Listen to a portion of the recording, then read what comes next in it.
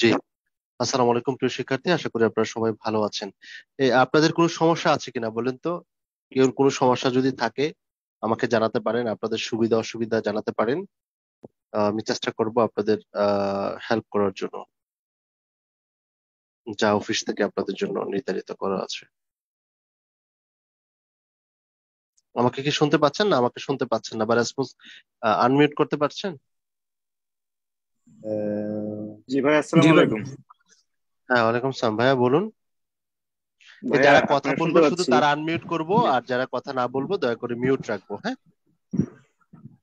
জি, নাজমুল ভাই, আসসালামু আসসালামু আলাইকুম। আলাইকুম আপনাকে ভাইয়া। শুনতে পাচ্ছি। জি, হ্যাঁ একটা হ্যাঁ। একটা বিষয়ের জন্য আসলে আনমিউট করা করলাম, আর এটা খুব দরকার ছিল যে আচ্ছা। 41 থেকে আমি স্যারের স্টুডেন্ট, শরীফ স্যারের, শ্রদ্ধা শরীফ জি স্যারের জি স্টুডেন্ট আমি। 41 করেছি, জি 43, 44, এখন হচ্ছে 45। তো ভাই, জি এখন জি। এই একটা রিকোয়েস্ট ছিল আর কি আপনাদের কাছে, যে এসে যে শীটটা স্যার আপডেট করছে, হ্যাঁ, যদি হ্যাঁ। এটা কাইন্ডলি আগে দিয়ে দিতেন, জাস্ট প্রোভাইড করতেন আর কি। স্যারের ক্লাসের সাথে আমরা ক্লাস করলাম, কিন্তু শীটটা হুম যদি হুম। আগে দিয়ে দিতেন তখন প্রিন্ট দিয়ে একটু মুখস্থ করতাম আর কি, এইটাই আর কোনো কি। সমস্যা নেই, কোনো যদি সমস্যা নেই, এটা দিতেন তো খুব সহজ বিষয়। খুব ভালো সহজ হতো। বিষয়, আপনাদের সুবিধার্থে যা জি দেওয়া যায় তা জি দিয়ে দিব। আবার জি কেউ কোয়েন না যে 48 ঘন্টার জায়গায় 7 দিন রাখার পর আবার 9 দিনের বেলাও কোয়েন না যে ভাই আমার একটু না, রেকর্ডটা দেন। দেখেন জি না, কিন্তু, জি হ্যাঁ। না, আচ্ছা, জি এটা না দিয়ে ভাই, দিব। ওই মানে যে বিষয় হচ্ছে তাইলে শ্রদ্ধেয় এই যে শ্রদ্ধেয় এস এর শরীফ স্যার পিডিএফটা আমাকে যদি শুনতে দিয়ে দিতেন। পাচ্ছেন? আচ্ছা, নাজমুল নাজমুল ভাই, জি, আমার একটা কথা আসসালাম, ছিল। থ্যাংক ইউ ভাই। শ্রদ্ধেয় জি শ্রদ্ধেয় শ্রদ্ধেয় শরীফ স্যার দিয়ে দিবে, সমস্যা নেই স্যার। এই বিষয়টা অবশ্যই অবহিত নাজমুল আছে, ভাই, দিয়ে দিবে, সমস্যা নেই। আর জি, আর কেউ, নাজমুল, আর কি আচ্ছা ভাই, কিছু বলবেন? জি জি, আচ্ছা ওকে। নাজমুল ভাই, আসসালামু আমার একটা আলাইকুম কথা ছিল। নাজমুল ভাই। আমি জি একটা ভাই। কথা বলতে চাইছিলাম। জি ভাই, জি। আমি তো সামারি ক্লাস এই করতে স্যারের পারি নাই সাথে স্যার। কন্ট্যাক্ট করার জন্য সামার সামার আপডেট দিবেন। একজন একজন করে বলি, আমি সবাইকে হ্যাঁ মিউট ভাই, করে আমি দেই। একটু যে যে কথা বলি সে হ্যান্ড রেজ করি, হ্যাঁ, যে কথা বলি হ্যান্ড রেজ করি, তাহলে আমরা কথাগুলো শুনবো। প্রিয় শিক্ষার্থী, আপনাদের উদ্দেশ্য করে বলছি, আমি 2-3 মিনিট কথা বলবো, শ্রদ্ধা শরীফ স্যার আসা মাত্র আমি কথা স্টপ করে দিব, হ্যাঁ। জি, হ্যান্ড রেজ করছে জাহিদ ভাই, জি। আপনি কথা বলুন ভাইয়া। আসসালামু আলাইকুম। জি ভাইয়া, ওই ভাইয়া। যে ফুল যে রিটেন ব্যাচের যে ক্লাসগুলো আমরা পাইনি, প্রথমে যারা অ্যাড হয়েছিলাম না, বিশেষ করে ট্রান্সলেশনের গুলো যে ক্লাসগুলো প্রথম দিকে হয়েছিল ঈদের আগে, ওই আপনি ক্লাসগুলো যদি রিটেনের একটু স্টুডেন্ট? গ্রুপে দিয়ে রিটেনে দিতেন। জি জি, রিটেন ফুল ফুল রিটেন। করছে? আচ্ছা, পেয়ে যাবেন, আপনি জি পেয়ে জি যাবেন, ভরসা রাখেন, আমরা জানি আমরা কখন দিব, হ্যাঁ। Thank you. আর কেউ কোনো প্রশ্ন আছে? জি ভাইয়া, ঠিক আছে, থ্যাংক ইউ ভাইয়া। ওকে, ওয়েলকাম ভাইয়া। আসসালামু শফিকুল আলাইকুম। ইসলাম ভাই। হ্যাঁ, ওয়েলকাম জি আসসালাম ভাই। ভাইয়া, বলুন। ভাইয়া, আমি ভর্তি হয়েছি নতুন আর কি। সো আমি সরাসরি এই কোন ব্যাচে? পর্যন্ত ব্যাচটা বলেন, ব্যাচ বলেন। ব্যাচ হচ্ছে 10 10 ব্যাচ। সমস্যা নাই, সব পেয়ে যাবেন, ধৈর্য ধরেন, ক্লাসগুলো করতে থাকেন, সব পেয়ে যাবেন। আর অদিতি যা ভাইয়া, বলে ওই তার চেয়ে বেশি দেয়, কম দেয় না। ক্লাস আসলে এই পর্যন্ত আসলে কয়টা ক্লাস হয়েছে? ভাইয়া, তিনটা আমি না এই চারটা পর্যন্ত মনে হয়েছে এখনো আপনি দশম ব্যাচে। 3-4টা না? জি জি। এবং তিন আচ্ছা। তিন চারটাই গ্রুপে দেওয়া আছে, আমি ইম্পর্টেন্ট। জি জি শফিকুল ভাই, এই সবগুলো জি ভাই। ক্লাস গ্রুপে দেওয়া আছে, অবশ্যই 2 দিনের মধ্যে, 2-3 দিনের মধ্যে এগুলো করে নেন, হ্যাঁ। জি ভাই, আমি ওই ক্লাসগুলো দেখেছি, বাট আমি তো বুঝতে পারছি না আসলে আরো ক্লাস হয়েছে কিনা, সেজন্য একটু না না, জিজ্ঞেস তিন করলাম চারটা আর কি। হয়েছে। আর আপনি সবচেয়ে সুবিধা হবে কি, গ্রুপের একদম প্রথম পোস্ট আপনি দেখতে পারেন, একটু 2 মিনিট একটু স্ক্রল করে নিচে যান, দেখবেন গ্রুপটা কবে তৈরি হয়েছে, জি জি কবে প্রথম পোস্ট হয়েছে, এটা জি। দেখতে পারবেন সহজে। Thank you. জি। আচ্ছা, ওকে, ধন্যবাদ ভাই। ওকে ভাইয়া। জি ভাই, আর কেউ আছেন? জি ভাই, জি, আসসালামু যারা, আলাইকুম। হ্যাঁ, ওয়ালাইকুম সালাম, জি বলুন। জামিল হ্যাঁ ভাই ভাই, বলুন, আসলে বলতে জামিল ভাই। চাচ্ছি, হ্যাঁ হ্যাঁ ভাই, আমি বলতে চাচ্ছিলাম যে আমি তো, আমাদের ফেসবুক গ্রুপ ছাড়া কি হোয়াটসঅ্যাপ কোনো গ্রুপ আছে? না, এটা এই একদম আমাদের এই অবৈধ এবং এটা অপরাধ, এটা করা যাবে না। ও, কোনো শিক্ষার্থী এই কাজটা আচ্ছা, করবেন না, আমি আপনাকে বলে দিই, যেহেতু আমরা দীর্ঘদিন ধরে আছি। বিশ্বাস করেন, হ্যাঁ যতটুকু আপনার উপকার হবে তার চেয়ে 10 গুণ অপকার হবে।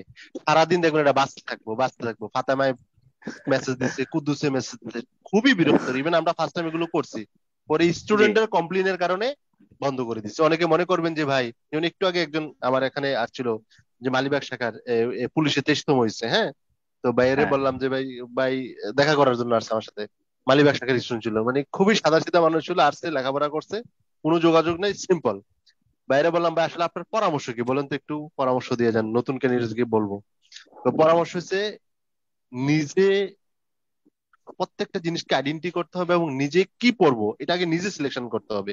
এবার আরেকজন বলে দিবে, আরেকজন সাজেশন দিবে, তুমি 10টা সাজেশন শুনবা, 10টা সাজেশন শুনে একটা নিজে তৈরি করবা, তখন এটা হবে। তো আপনি যারা যেমন গ্রুপে থাকবে, এইভাবে বলবে, এটা বলবেন, এটা বলবে, এটা বলবেন, কোনো দরকার নেই। আপনি আপনার পড়াগুলো আদায় আচ্ছা করে ভাইয়া। নেন। যে ক্লাসগুলো যদি কেউ মিস করে, বলেন না আমি হ্যাঁ মিস করলে কিভাবে পাবো? মিস করলে তো আপনি 48 ঘন্টার জায়গায় একদিন, 2 দিন, 3 দিন পাচ্ছেন। তাহলে অবশ্যই আপনি করে নিবেন। আর আপনি যদি একদম দায়িত্বশীল হন, একজন মনে করেন যে আপনার স্বপ্ন ক্যাডার এনিয়াও সমস্ত সমস্যার আগে আপনার ক্লাস করা, তখন দেখবেন আপনি এমনি ক্যাডার হয়ে যাবেন। আর আপনি কি মনে করেন যে পরে ক্লাস করবে 3 দিন 4 দিন পরে, আসলে সে ক্লাস করে আর তার স্বপ্নে কি একটু মানে টাকা ছিল? হ্যাঁ।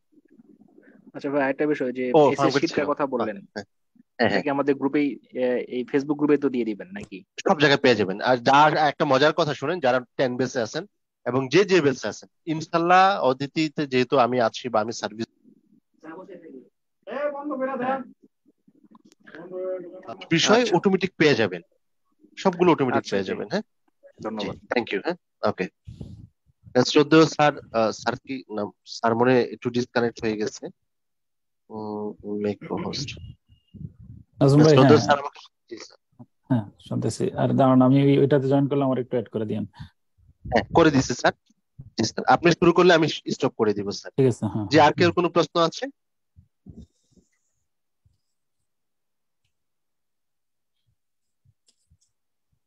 আচ্ছা আচ্ছা, ও হ্যান্ড রেজ করেছেন, হ্যান্ড রেজ করেছেন। আপনাদেরকে প্রশ্ন করার, আনমিউট করার সুযোগ দিয়েছি। আনমিউট করার সুযোগ দিয়েছি, আপনি চাইলে প্রশ্ন করতে পারেন। জি, যারা হ্যান্ড রেজ করেছেন, আনোয়ার ভাই এবং হ্যাঁ, আহ তো দিদারুল ভাই। নাজমুল ভাই, জি ভাই। আমি হ্যালো। তো লতিফ স্যারের সামারি ক্লাসটা আমি করতে পারি না, তো এই ভিডিওটা যদি কোন আপনি ব্যাচ? একটু ব্যাচ বলেন, ব্যাচ বলেন, ব্যাচ বলেন। নিউ ব্যাচ আছে, এখন যে দশম 9টা বেচে ক্লাসে পেয়ে যাবেন, গ্রুপে চেক করেন, নবম দশম বেচ দুইজনেই গ্রুপে চেক করেন ক্লাসগুলো, শরীফ লতিফ স্যারের পেয়ে যাবেন। হ্যাঁ, থ্যাংক ইউ। একটু ভাই পরে পেয়ে লতিফ যাবেন। স্যারের হ্যাঁ, লতিফ স্যারের ক্লাস 2 তারিখের ক্লাসটা নাই, আমি দেখেছি 2 তারিখের আপনি ক্লাসটা আপলোড দেখেছেন, দেওয়া হয়নি। আপনি দেখেছেন, আর আমি রাইট নাও বলেছি পেয়ে যাবেন, তার মানে আপনার পরে আমি আপডেট করেছি। হ্যাঁ, ও ঠিক হ্যাঁ, আছে, দুই থ্যাংক ইউ। দুই তারিখের না, আমি 1 তারিখেরটা আপডেট করছি। আমি 2 তারিখেরটা দেখি, 2 তারিখেরটাকে রিকভারি করা যায় কিনা, কারণ জুম থেকে ডিলেট হয়েছে, তো এটা রিকভারি করা যায়, করে দিয়ে দিব। হ্যাঁ। ও আচ্ছা, ঠিক জি আছে, thank you. জি জি। আর কেউ আছেন কিছু বলবেন? অনিক। হ্যাঁ, আসসালামু আলাইকুম ভাইয়া। ওই যে হ্যাঁ ভাইয়া স্যারের বলুন। যে পুরো 3টা ট্রান্সলেশনের ক্লাস দিয়েছেন, ওগুলা একটু যাতে থাকে কয়েকদিন, হ্যাঁ, এগুলো যাতে ডিলিট না হয়ে যায়, এটা না একটু না, বলতে পারছি, ডিলেট ওগুলো হয়ে এখনো যাবে করা ভাই। হয় নাই তো। 48 ঘন্টা, 48 ঘন্টা থাকবে, তারপরে ডিলেট হয়ে যাবে। আপনার যত না কাজ না না, ব্যস্ততা এগুলো রানিং ধুলো ক্লাস মেরে গুলা দিবে। না, আমাদের ক্লাস গুলা না ভাইয়া, ওই যে 3টা একটু আগের লেকচার, মানে এগুলো আমরা এখনো স্যারে বলছে ও যে এক পরে দুই আমাদেরকে তিন এক করাবে। দুই তিনে যেটা, জি জি জি জি জি, এক তাহলে দুই তিন 48 ঘন্টার পরিবর্তে এটা 3 দিন থাকবে, 3 দিন পরে ডিলেট হয়ে যাবে। তাহলে ঠিক ভাই একটু আছে। 1 সপ্তাহ করলে ভালো হয়, কারণ ওইটা একটু না, ওই মানে এক সপ্তাহ পরে ডেট করবেন, হিসাব। 15 দিন, 15 দিনের করে করবেন, না না আজীবন, না না আজীবনের করে ভাইয়া, কারণ করবেন এগুলো ভাই। একটু আমার 3টা ক্লাস পুঁতেও তো। পড়তে পারবো, একটু রেখে দিন, না, সুযোগ নাই। 3টা ওই ক্লাস তিন তো দিন তো একটু করতে একটু টাইম দরকার আর কি। 3টা ক্লাস তো না এখানে ভাই, এই জন্য আর কি। ঠিক আছে, 3 দিন নিজেকে সিদ্ধান্ত নেন। আজকে শিখবেন, আপনাকে সময় দিলে সময় আপনাকে ফাঁকি দেয়। আমাদের সবচেয়ে বড় সমস্যা হচ্ছে আমরা সময়ের কাছে হেরে যাই। আর না, আমরা সিদ্ধান্ত নেব, সময় জানে আমাদের কাছে হারে। আচ্ছা জি, ঠিক আছে ভাই, আজ thank you। আজ আজ থেকে 3 দিন রাখা দিন, দেখা যাক। হ্যাঁ রাইট, চেষ্টা দেখবেন করবো। আপনি ঠিকই শিখে পড়বেন। আর যদি 7 দিন রেখে দেবেন, 7 দিনে পড়া হবে না। জি আচ্ছা, থ্যাংক ইউ। নাজমুল ভাই, জি ভাইয়া ওই বলুন। যে ঈদের আগে আমাদের ক্লাসগুলা তো মিস ছিল, এখন ওটা কি কোথায় কোথায়? কতদিন? ভাই ঈদের আগে যে স্যারের যে 6টা ক্লাস হয়েছিল, ওই ক্লাসগুলো আর কি। ওগুলো ক্লাসগুলো দিয়েছি। মিনিমাম মিনিমাম 20 দিন ছিল। তারপরে যদি আপনি না পেয়ে থাকেন, যদি দশম বেসে হন, ধৈর্য ধরেন, পেয়ে যাবেন। হ্যাঁ, জি। আচ্ছা ঠিক আছে। সরি, নবম বেসের হলে ধৈর্য ধরেন, দশম বেসের সাথে পেয়ে যাবো, দিয়ে দেবো। হ্যাঁ, কিন্তু অবশ্যই সচেতন হবেন, যথাসময় পড়াগুলো শেষ করবেন, এই ওই যত যে আমার ব্যস্ততা থাকুক। লেকচারে অ্যাডমিট হওয়ার জন্য আমার ওটা হচ্ছে গ্যাপ গিয়েছে, তো না, ওটা এরকম না, না কি আপু, করে আপনি দিতে পারবো? যতই লেট করেন, আমরা ভর্তি ফর্ম বন্ধ করার পরেও সবগুলো ক্লাস আবার দিছি আপনাদের সুবিধার্থে। জি ভাই, ওটা আচ্ছা, মানে যাই হোক, আপনি পেয়ে কি যাবেন, করে? পেয়ে যাবেন, সমস্যা নেই।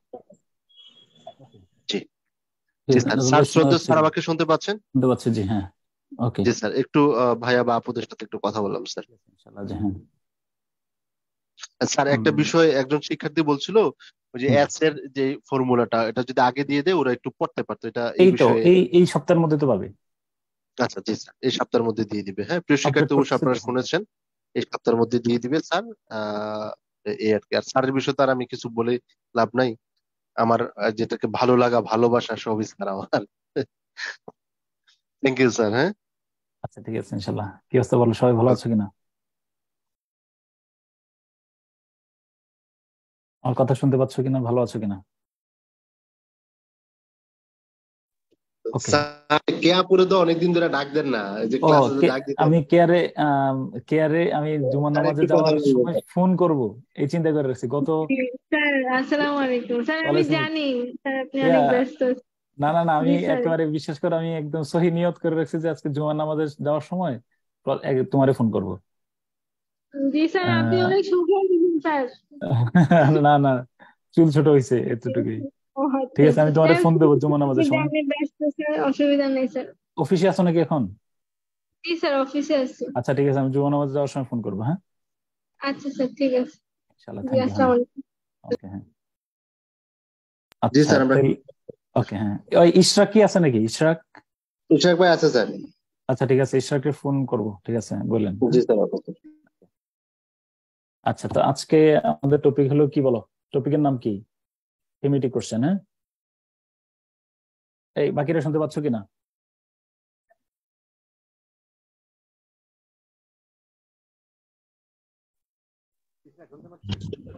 স্যার স্পষ্ট শোনা সব শুনতে যাচ্ছে না? পাচ্ছ? জি স্যার শোনা যাচ্ছে। ঠিক আছে, একদম শোনা যাচ্ছে স্যার? একদম ক্লোজ জি স্যার, মিউট ঠিক করে আছে। ফেলো। কেউ যদি আজকে ক্লাস মিস করে এটা খুব ভালো দৃষ্টান্ত হবে না। ওয়েটিং রুমে চলে গেলে মাহমুদুল হাসান মিউট করো। আচ্ছা, আমি আনমিউট করে ক্লাস নেব। এই যেমন মাহমুদুল হাসান আমি মিউট করে দিলাম। হ্যাঁ, ওকে। আচ্ছা, থিমেটিক কোশ্চেনের জন্য ঠান্ডা মাথায় এই আমি এই আজকের ক্লাস আরো দুইটা বা তিনটা ক্লাস রিভিউ করাবো। ইভেন তোমরা 45তম, সরি 44তম বিসিএস এর প্রশ্নটা কেউ তাকাবে না আপাতত, আমি বলার আগ পর্যন্ত। আমার ইনস্ট্রাকশন ফলো করে লিখবা, ক্লাসে সমন্বয় করব, মিলাবো, কোথায় কোথায় ঘাটতি রয়ে গেল, কতক্ষণ সময় লাগলো, এগুলো আমার জানা জরুরি। ওকে। হ্যাঁ, তো আহ, উম, কোনটা, এটা না। হুম,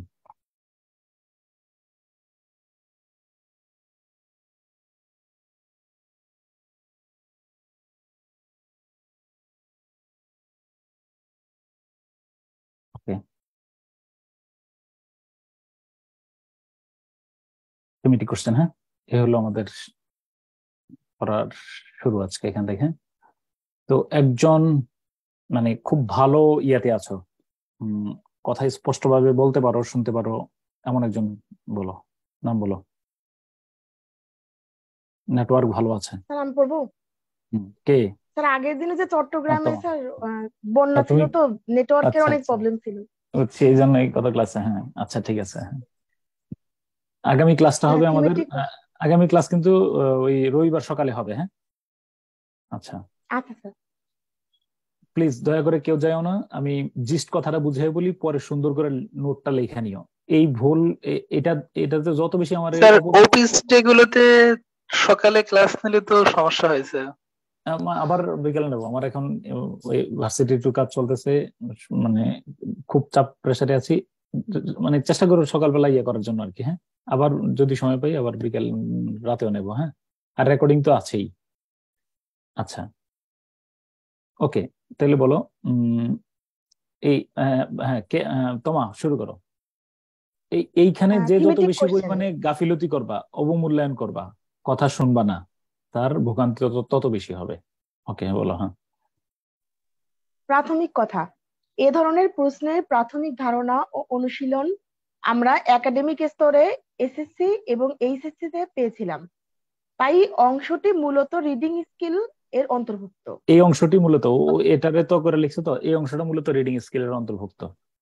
আহ হ্যাঁ, সাথে সাথে মিউট করে ফেলবা। বলো, ল্যাঙ্গুয়েজ স্কিল কয়টা? একটা ল্যাঙ্গুয়েজকে রপ্ত করার জন্য কয়টা স্কিল আছে? 4টা স্কিল স্যার। 4টা। কি কি? 4টা। কমেন্ট বক্সে রিডিং, লিখো তো। Writing, no no listening no and no no, speak. আমি শুনবো না। কমেন্ট বক্সে লিখো দেখি। কমেন্ট বক্সে লিখো তো কয়েকজন দেখি, 4টা স্কিল কি কি। ধারাবাহিক ভাবে লিখবে, উল্টাপাল্টা লিখলে হবে না।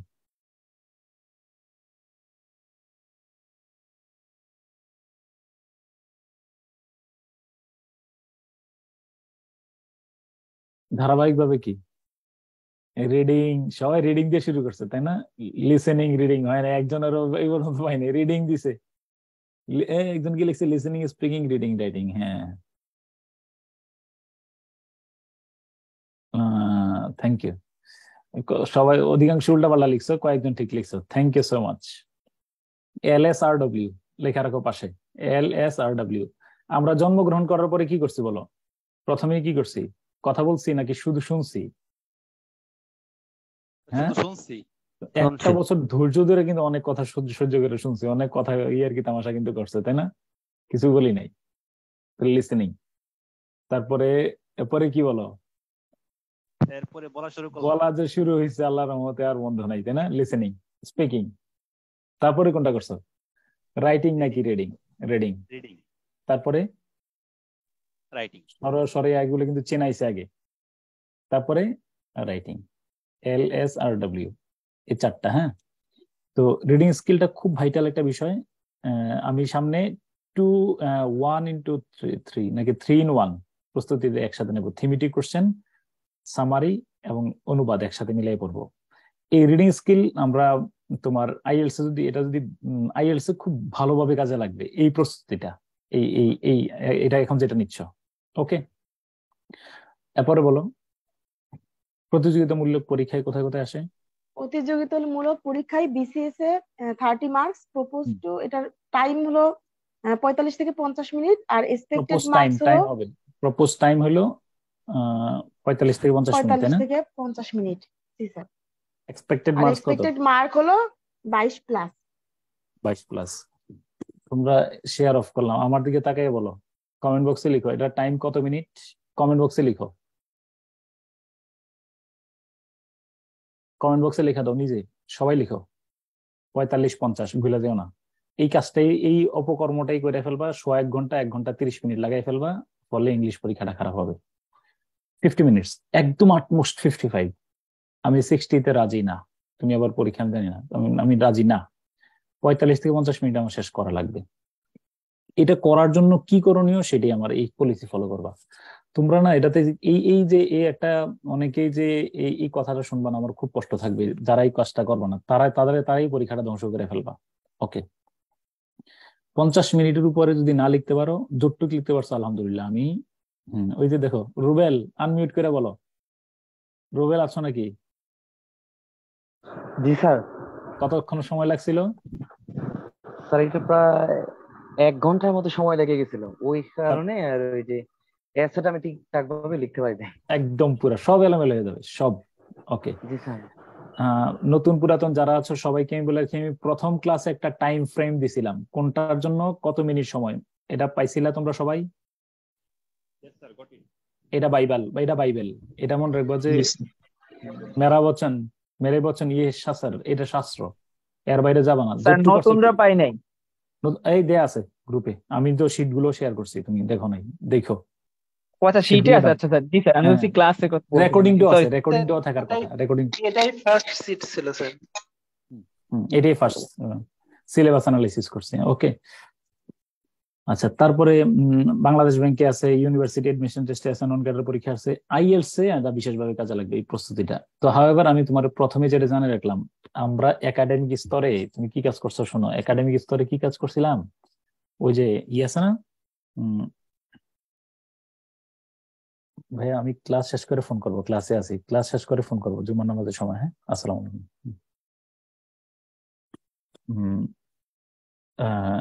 কি না বলতেছিলাম, কি বলতেছিলাম? সময়ের কথা বলতেছিলাম, একাডেমিক ক্যারিয়ারে, একাডেমিক লাইফের। আচ্ছা, হ্যাঁ, তোমার দাঁড়াও, পুরো কনসেন্ট্রেশন নষ্ট করে ফেলছে। ও স্যার, থিমেটিক কোশ্চেন একাডেমিক লাইফে কিরকম ভাবে ছিল এটা বলছি। হ্যাঁ। দেখো আমি বলি, একাডেমিক লাইফে তুমি 6, 7, 8, 9, 10 এই ক্লাসগুলোতে আমরা মনে হয় কমিউনিকেটিভ ইংলিশে, এখন তো 6, 7 এর সিলেবাস চেঞ্জ হয়েছে, মানে একদম এগুলো আর কিচ্ছু নাই। 9, 10ও আছে। একটা প্যাসেজ দেয়া ছিল, মনে আছে কিনা দেখো তো, একটা প্যাসেজ দেয়া ছিল, ওই প্যাসেজের আলোকে 5টা প্রশ্নের উত্তর লিখতে হইতো এবং এটার একটা সামারি লিখতে হইতো। তোমার এই স্মৃতিটা মনে পড়ছে কিনা দেখো তো, এসএসসি এসএসসি এগুলাতে। হ্যাঁ, আমরা তোমরা আছে না কেউই একদম বুকে হাত রেখে বলতে পারবা না যে এগুলার জন্য বাসায় প্র্যাকটিস করে, বিশেষ প্রত্যেকটা মডেল টেস্ট এই 5টা প্রশ্নের জন্য বাসায় প্র্যাকটিস করে পরীক্ষার হলে গেছো। আমার মনে হয় হলফ করে অনেকেই বলতে পারবে না, কারণ আমরা এগুলা সরাসরি পরীক্ষার হলে গিয়ে কপি করে দেবেন স্যার, একদম পুরো মুখস্থ করতাম স্যার গাইড দেখে। অন্তত পক্ষে সবকিছুর ব্যাপারে প্র্যাকটিস করলে এগুলো ইনশাআল্লাহ আল্লাহর মতে আমরা অনেক কনফিডেন্ট ছিলাম, তাই না? সামারি প্রথম লাইন, মাঝের লাইন, শেষের লাইন, সামারি, তাই না? টেনশন মুক্ত। সামারি কেউ জীবনে বাসায় প্র্যাকটিস করছিল 9 10-এ? জি স্যার। স্যার মুখস্থ করতাম, আমারই কখনো স্যার প্র্যাকটিস করে নি স্যার, স্যার সব সময় স্যার বানায় লিখছি। এখন এই থিমেটিক কোশ্চেনই আমরা কঠিন করে ফেলছি, কারণ কঠিন হওয়ার কারণটা হলো ওই আগে কপি করতে পারতাম, এখন কপি করা যাচ্ছে না। ওকে, এটা যে আমাদের তাহলে একদম অপরিচিত এমনটা না, এটা সম্পর্কে আমরা আগেই ধারণা ছিল। 5টা প্রশ্ন লিখতাম, এখন আগে লিখতাম 5টা 5 নম্বর, একটা 1 নম্বর করে 1 লাইন করে লিখতে হইতো। এখন আমরা একটু বড় বড় করে লেখার চেষ্টা করবো। হ্যাঁ, তারপরে আর হলো কি, ওকে ডান। এবার আসো, মিউট করে ফেলো। প্র্যাকটিস না করলেও তো 80 পাইতাম স্যার। হ্যাঁ হ্যাঁ হ্যাঁ, একদম পুরোপুরি। এই যে একটা ভিডিও দেখলাম যে বলে যে আমি টেস্টে ফেল করছি, এইটা জীবনে কোনোদিন পাস করি নাই, কেমনে প্লাস পেয়ে গেলাম আমি নিজে বিশ্বাস করতে পারতেছি না, বুঝি নাই। হ্যাঁ, এরকম ঘটনা কিন্তু এখন ঘটতেছে। আচ্ছা, এসব ক্ষেত্রে আচ্ছা এবার আসো, দ্রুততম সময়ে এসব প্রশ্নের উত্তর লেখার কৌশল। ওকে, দ্রুততম সময়ে এসব প্রশ্ন উত্তর লেখার কৌশল পড়ো। প্রথমে কি? এসব ক্ষেত্রে প্রথমে প্যাসেজ না পড়েই প্রদত্ত প্রশ্নগুলো খুব ভালোভাবে একবার পড়ে নেব এবং প্রশ্নের কিওয়ার্ড বা মৌলিক টার্ম গুলো আন্ডারলাইন করে রাখবো। আচ্ছা, হ্যাঁ, আবার এই অংশটা পড়ো, তারপরে বলতেছি। হ্যাঁ, একটি সূক্ষ্ম নির্দেশনা, প্রশ্নগুলো এমন ভাবে পড়বো যেন প্যাসেজ না দেখেই কিছু প্রশ্নের উত্তর লিখে ফেলতে পারি। অর্থাৎ প্রশ্ন পড়ার সাথে সাথে একটি ধারণা প্রসূত উত্তর মনে মনে ঠিক করে ফেলার চেষ্টা করব। কারণ ব্যাংক সহ কিছু পরীক্ষায় এই অংশটি উত্তর করার জন্য 7 থেকে 10 মিনিট সময় পাওয়া যায়, ফলে কখনো কখনো প্যাসেজ থেকে উত্তর খোঁজার সময়ই হয়ে ওঠে না।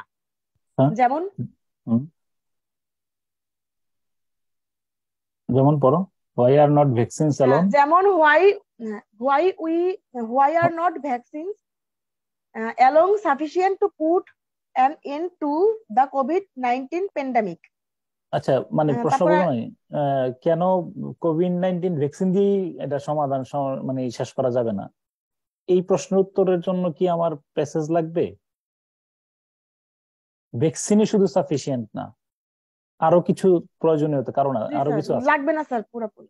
এই প্রশ্নের জন্য কি আমি আমার প্যাসেজ হাতানো দরকার আছে বলো? আচ্ছা, এরপরে মনে করেন এই ক্ষেত্রে যদি নিজে যেটা জানি, যেমন যে সোশ্যাল সেফটি বা এগুলো বজায় রেখে এগুলো নিজ থেকে এটা এই প্যাসেজে নাই না থাকে মানে কি নাই? আরে নাই, প্যাসেজ ছিল না, নাই প্যাসেজ ছিল না। হ্যাঁ, এরপরে পরেরটা বলো। আচ্ছা, why are many children forced to give up their study? আচ্ছা বলো তো, এটা প্যাসেজে নাই, এটা ধরো তুমি প্যাসেজ নাই, এটা কেন অনেক চিলড্রেন পড়াশোনা ছেড়ে দিতে বাধ্য হয়? অনেক শিশু পড়াশোনা ছেড়ে দিতে কেন বাধ্য হয়? একটা দুইটা উত্তর বলো তো। টাকা পয়সার অভাব, দারিদ্রতা। আচ্ছা, এটা কি তুমি প্যাসেজের মধ্যে কি অন্য কিছু লেখার সুযোগ আছে তোমার এখানে? ওহিনাজিল করে নতুন কিছু বানাবে? কারণ তো একই কথা, আমরা এইগুলা নিয়ে সময় নষ্ট করি, প্যাসেজ হাতড়াইয়া সময় নষ্ট করি।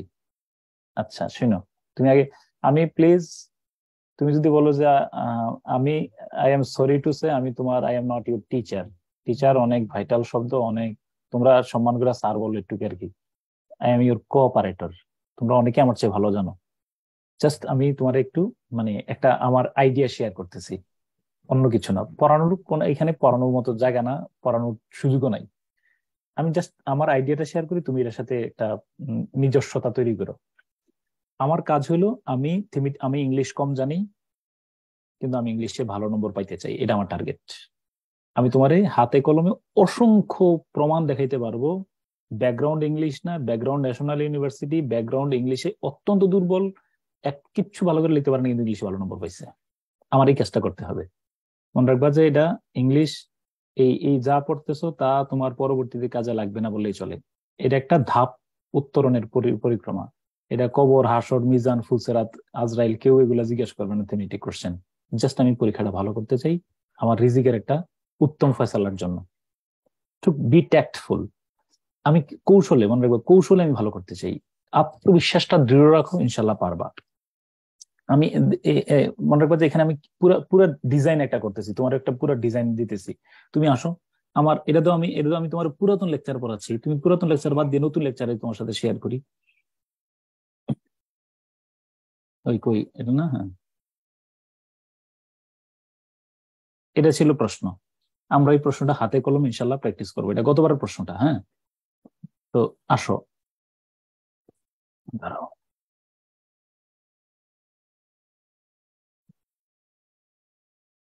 স্যার দেখো, তাহলে কি প্যাসেজ না রিলেটেড করেও লেখা যাবে স্যার? নো নো, আগে শেষ পর্যন্ত শুনো, আগে শেষ পর্যন্ত না শুনলে বুঝবা না, মানে আংশিক কইরা শুনলে তো তুমি মাথা ইয়ে করে ফেলবা। আগে আমার কৌশল শোনো, তারপরে একদম শেষ নোটটা পর্যন্ত তোমার যাইতে হবে। আচ্ছা, আমি প্রথমে কি বলছি যে এসব ক্ষেত্রে প্যাসেজ না পড়েই আগে পড়বো কি বলো? প্রশ্ন প্রশ্ন পড়বো নাকি কিওয়ার্ড গুলো আন্ডারলাইন করবো? কিওয়ার্ড গুলো সহ আন্ডারলাইন করে ফেলবো। ওকে ওকে, তাহলে ফজিলত দেখো, তাতে আমি যদি এই কাজটা করো, তুমি দেখো একটু দাঁড়াও, কইরা ইয়ে করি। এই প্রশ্নে আসো, দ্রুত প্রশ্ন। How has the phrase digital detox has been explained? এটা আমি আবার কথা বলবো পরে। হাউ, ধরো এখানে কয়েকটা প্রশ্ন, যেমন ধরো কি বলছে, how is the digital become language of age? তুমি কেমনে আন্ডারলাইন করবা? দেখো, ল্যাঙ্গুয়েজ অফ এজ আন্ডারলাইন করো। How the virtual world connected to learning? How is the metaphor of an airline pilot? হ্যাঁ, ধরো এইভাবে বললাম। এরপরে তোমার কি বললাম, how connect to social groups. এরপরে কি বলো, তোমার এই যে how is the virtual world connected to learning. এরকম ধরনের আমি virtual world, language of age, metaphor of an airplane, তাই না? এগুলো হলো কিওয়ার্ড, এটা সম্পর্কে জানতে চাইছে। তাহলে আমি যখন প্যাসেজটা পড়বো, প্যাসেজ পড়ার সময় তুমি যেমন দেখো, এই যে যেমন ধরো এই যে ভার্চুয়াল ওয়ার্ল্ড, তাই না? What is the virtual world, এখানে একটা এই যে becoming the language of age, তাই না? ল্যাঙ্গুয়েজ অফ, হ্যাঁ, digital is fast becoming the language of the age, তাই না? তারপরে এই recent article of Telegraph the battlefield metaphor, তাই না? মেটাফর, এই জাস্ট কিওয়ার্ড গুলারে আমি শনাক্ত করব। তাহলে আমি বুঝবো যে এই জায়গা থেকে আমার উত্তরগুলাকে ফাইন্ড আউট করতে হবে। দাঁড়াও, এই একটা কথা, আমি আগে কিওয়ার্ড গুলার আন্ডারলাইন করবো। সেকেন্ড, দ্বিতীয় কাজ কি? দ্বিতীয় কাজ তোমারে বলছিলাম, দেখো এখানে বলছে যে এই যে আমি 10টা প্রশ্ন পড়বো, পড়ার সময় আমি এমন ভাবে পড়বো যে ধরো প্যাসেজ না দেখেই যদি আমি উত্তর করতে হয়, তাহলে আমি কি করব? যখন ধরো আসো, তখন আমি বলি কয়েকটা প্রশ্ন যদি বের করে ফেলতে পারো তাহলে হালকা হয়ে যাবে। দেখো বলছে যে, আচ্ছা বলো, is the online world a challenging one? বলো, is the online world a challenging world? Yes or no? Yes, sir. Yes, why? sir. এই ওয়াই, এইটার জন্য কেন চ্যালেঞ্জিং ওয়ার্ল্ড, অনলাইনটা চ্যালেঞ্জিং ওয়ার্ল্ড, এটা ব্যাখ্যা করার জন্য সত্যি কি তোমার প্যাসেজ দেখা দরকার? না স্যার। এরপরে দেখো, why do we need to connect in social groups? কেন আমাদের সোশ্যাল গ্রুপে সংযুক্ত হওয়া প্রয়োজন? দেখো, এটা প্রশ্নটা পড়ার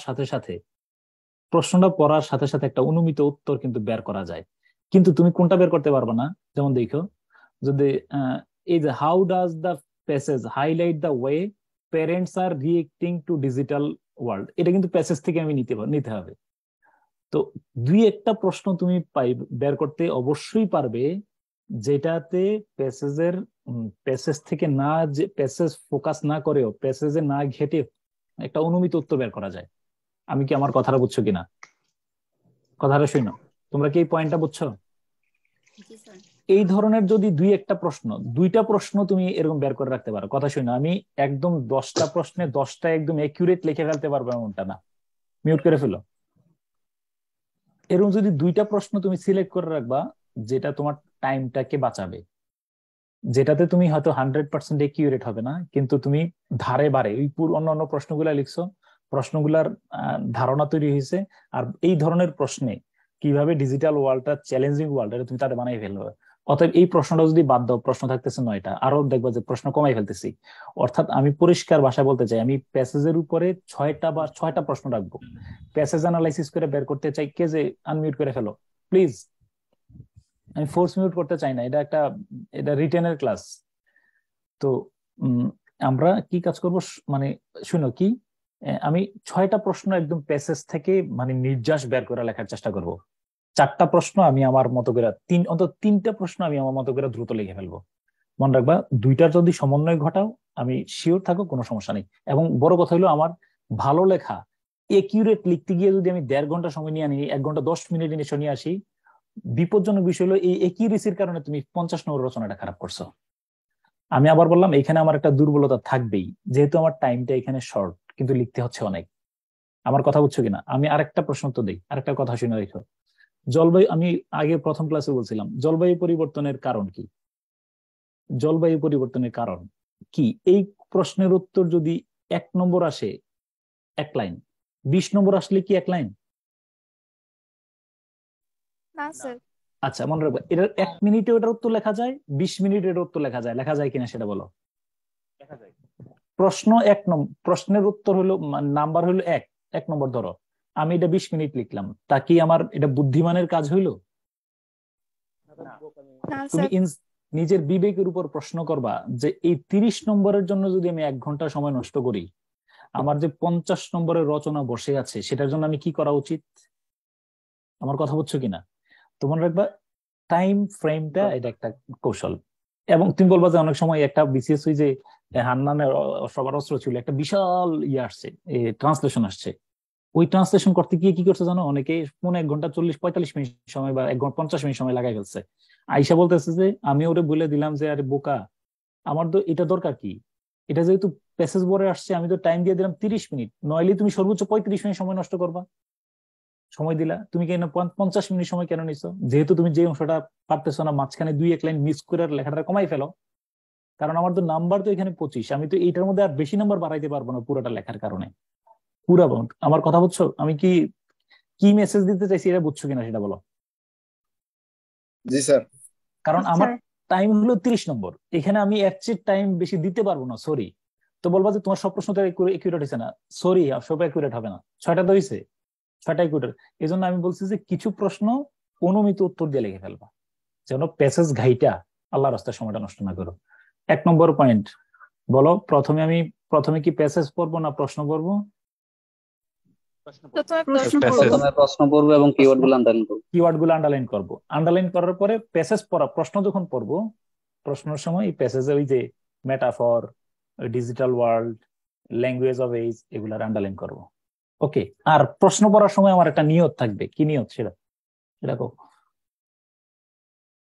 স্যার, যে প্রশ্নগুলো আমি প্যাসেজ পড়া ছাড়াই অ্যানসার করতে পারবো সেগুলো আমি আগেই মাথায় নিয়ে নিব। এটা চোরামি, এটার নাম হলো চোরামি আর কি, কুবুদ্ধি।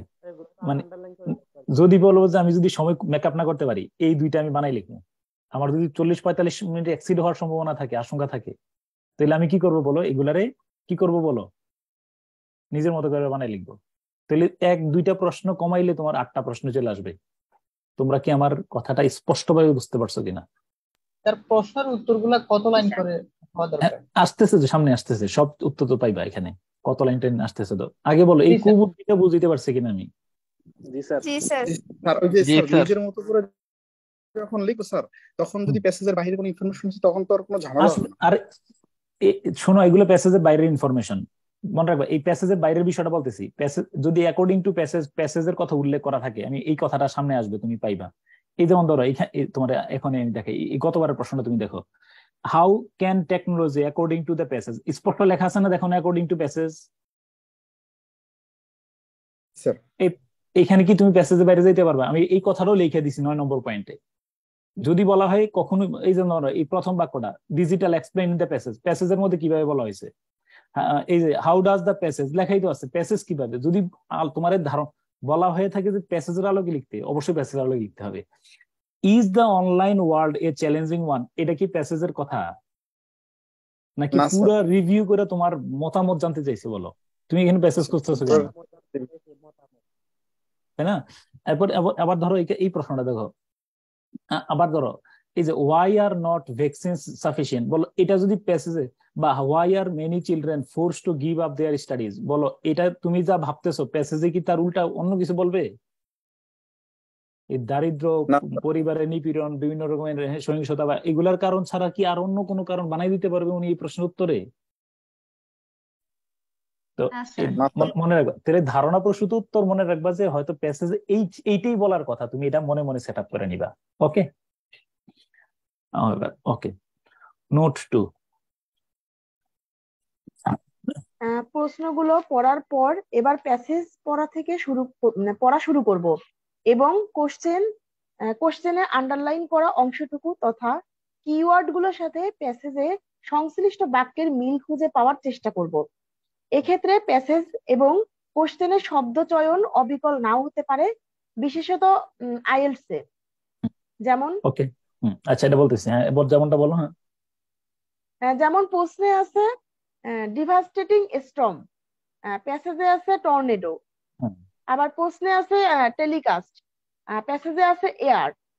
প্রশ্নে আছে ডেথ সেন্টেন্স, তারপর এখানে আছে হলো ক্যাপিটাল পানিশমেন্ট। তারপর এই পাশে যদি ক্যাপিটাল সিটি, আর এইদিকে প্যাসেজে আছে ঢাকা। অর্থাৎ হ্যাঁ, আচ্ছা তাহলে এই পয়েন্টটা আমি কি বুঝাইলাম যে তাহলে আমরা প্রথমে প্রশ্নগুলো পড়ার পর প্যাসেজ পড়বো। একটু আগে তো দেখালাম প্যাসেজ পড়ার সময় আমরা কিওয়ার্ড গুলো কোথায় আছে এটা মিল খুঁজে পাবো। একটু শোনো, অনেক সময় দেখবা পুরা একটা প্যারার মধ্যে থেকে কোনো প্রশ্ন দেয় নেই, অথচ তুমি যদি প্রশ্ন না পড়ে প্যারায় যাও তাহলে দেখবা যে গলদঘর্ম পরিশ্রম করতেছো বেশি। মনে রাখবে এটা ট্যাক্টফুল, আমার এই সময় কম, তুমি প্যাসেজে পণ্ডিত হইছো, কতটুক বেশি পরিমাণে বুঝছো, এটার চেয়ে জরুরি বিষয় হলো নির্দিষ্ট সময়ের মধ্যে সর্বোচ্চ ভালোভাবে উত্তর করা। ওকে, এই জন্য প্যাসেজ বেশি বেশি ঘাটাঘাটি করার আগে প্রশ্নগুলাকে দেখো কোনগুলো আমি বেশি ফোকাস করা লাগবে। আচ্ছা, এখন আমি কি করলাম, তোমার এটা মিলাইলাম। হ্যাঁ, সংশ্লিষ্ট মিল খুঁজে পাওয়ার চেষ্টা করবো এক্ষেত্রে। তো প্যাসেজের শব্দ এটাও জানাই রাখলাম, প্যাসেজের শব্দ চয়ন আর প্রশ্নের শব্দ চয়ন একই রকম নাও হতে পারে, তবে আমাদের বিসিএস এর প্রায় একরকমই হয়, আইএলটিএস এর ক্ষেত্রে এটা হয় না। ওকে, আচ্ছা হ্যাঁ, ওই যে প্রশ্নের কিওয়ার্ডের সাথে প্যাসেজের সমন্বয় করার সময় যে অংশের সাথে প্রশ্নাবলী সংশ্লিষ্টতা কম পাবো সেই অংশটা কি করবো বলো, এড়িয়ে যাবো অথবা একটু দ্রুত করে ফেলবো, তাই না? ওকে জি স্যার। আচ্ছা, 3 নম্বর নোটটা খুবই গুরুত্বপূর্ণ। ওকে, পড়ো। নোট 3 অবশ্যই মাথায় রাখবো, থিমেটিক কোশ্চেন গুলো পড়ার সাথে সাথে গ্রামার পার্ট থেকে synonym, antonym, word meaning, changing parts of speech, sentence making এর জন্য যে শব্দগুলো প্রদত্ত হয়েছে সেগুলো একবার ভালোভাবে পড়ে ফেলবো, কারণ প্যাসেজে উক্ত শব্দটি খুঁজে পাওয়া গেলে উত্তর তৈরি করতে বেশ সুবিধা হবে। ওকে, আচ্ছা শোনা, এরপরে আর এর দ্বিতীয় লাইনটা পড়ো। যদি থিমেটিক কোশ্চেন এবং গ্রামারের প্রশ্নগুলো একসাথে না পড়ি, তবে গ্রামারের প্রশ্নগুলো পুনরায় প্যাসেজে পড়ার জন্য সময় ব্যয় করা লাগতে পারে। ওকে, তোমরা অবশ্যই আমার সাথে কথা দিবা যে এই কাজটা করবাই। শোনো, অর্থাৎ আমরা থিমেটিক কোশ্চেনের প্রশ্ন পড়লাম, থিমেটিক কোশ্চেন প্রশ্ন পড়ার পরে কি আমি প্যাসেজ পড়বো নাকি বাকি গ্রামারের প্রশ্নগুলো পড়বো? উত্তর দাও। স্যার বাকি গ্রামারের প্রশ্নগুলো পড়বো। কেন? আচ্ছা, পড়ার পরে কি খোঁজ করা, ওই শব্দগুলো আবার কোথায় খোঁজ করার চেষ্টা করবো বলো?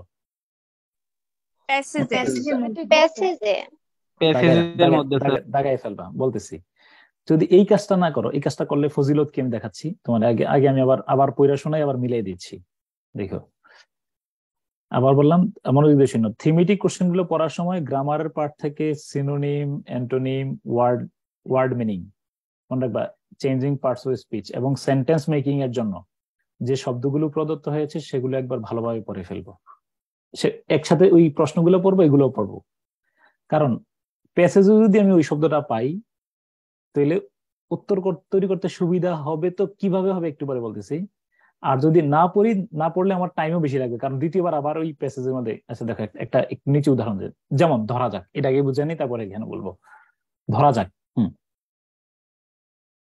যেমন ধরা যাক, পড়ো, এটাকে পড়ো নাও। ধরা যাক গ্রামারের অংশে ইনক্লাইনেশন ব্রাইট বা সাবজিউম সাবজিউম 40তম বিসিএস দ্রষ্টব্য, অর্থাৎ 40তম বিসিএস এ যে তোমরা কারোর কাছে প্রশ্নটা থাকলে নাও নিয়ে দেখো যে শব্দ দেয়া আছে ইনক্লিনেশন, ব্লাইট, সাবজিউম, এরকম 10টা শব্দ দেয়া আছে। এরকম প্রবৃত্তি শব্দ দিয়ে বাক্য বানানোর কথা বলা হলো। এটা 40তম বিসিএস এই বাক্যগুলা তোমরা 3টা শব্দের অর্থই জানো। একজন কাইন্ডলি সরি জানলে তো আলহামদুলিল্লাহ, জানো অনেকেই, জানো না এক দুই একজন স্বীকার করো। 3টা শব্দের অর্থ জানি না 3টা নাম্বার এখানে। আচ্ছা ওকে যারা জানে আলহামদুলিল্লাহ। এখন কথা বলছে যে এই 3টা দিয়ে বানানোর জন্য বলছে, কিন্তু এই শব্দগুলোর অর্থ আমার জানা নাই। এখন কি করবো দেখো, যেহেতু আমি জানা নাই আমি হাতড়াবো। এখন আমার তো বাক্য লিখে আসতে হবে, লিখলে তো নাম্বার।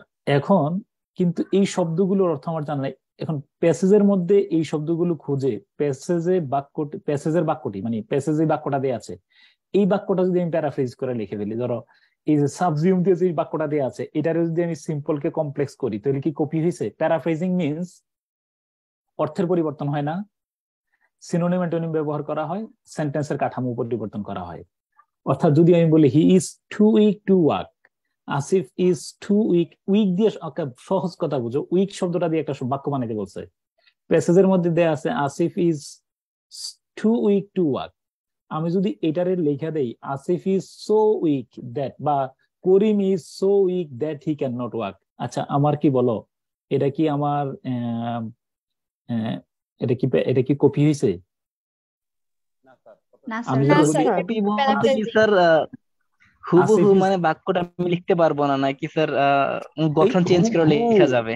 মানে আবার বললাম প্যারাফ্রেজিং এর কথা আবার শুনে নি, এটা অর্থ পরিবর্তন হবে না, এটা শিওর। প্যারাফ্রেজিং করলে অর্থ পরিবর্তন হয় না, জাস্ট তুমি সিনোনিম অ্যান্টোনিম পরিবর্তন করো, সিনোনিম অ্যান্টোনিম ব্যবহার করো, বুঝছো কিনা?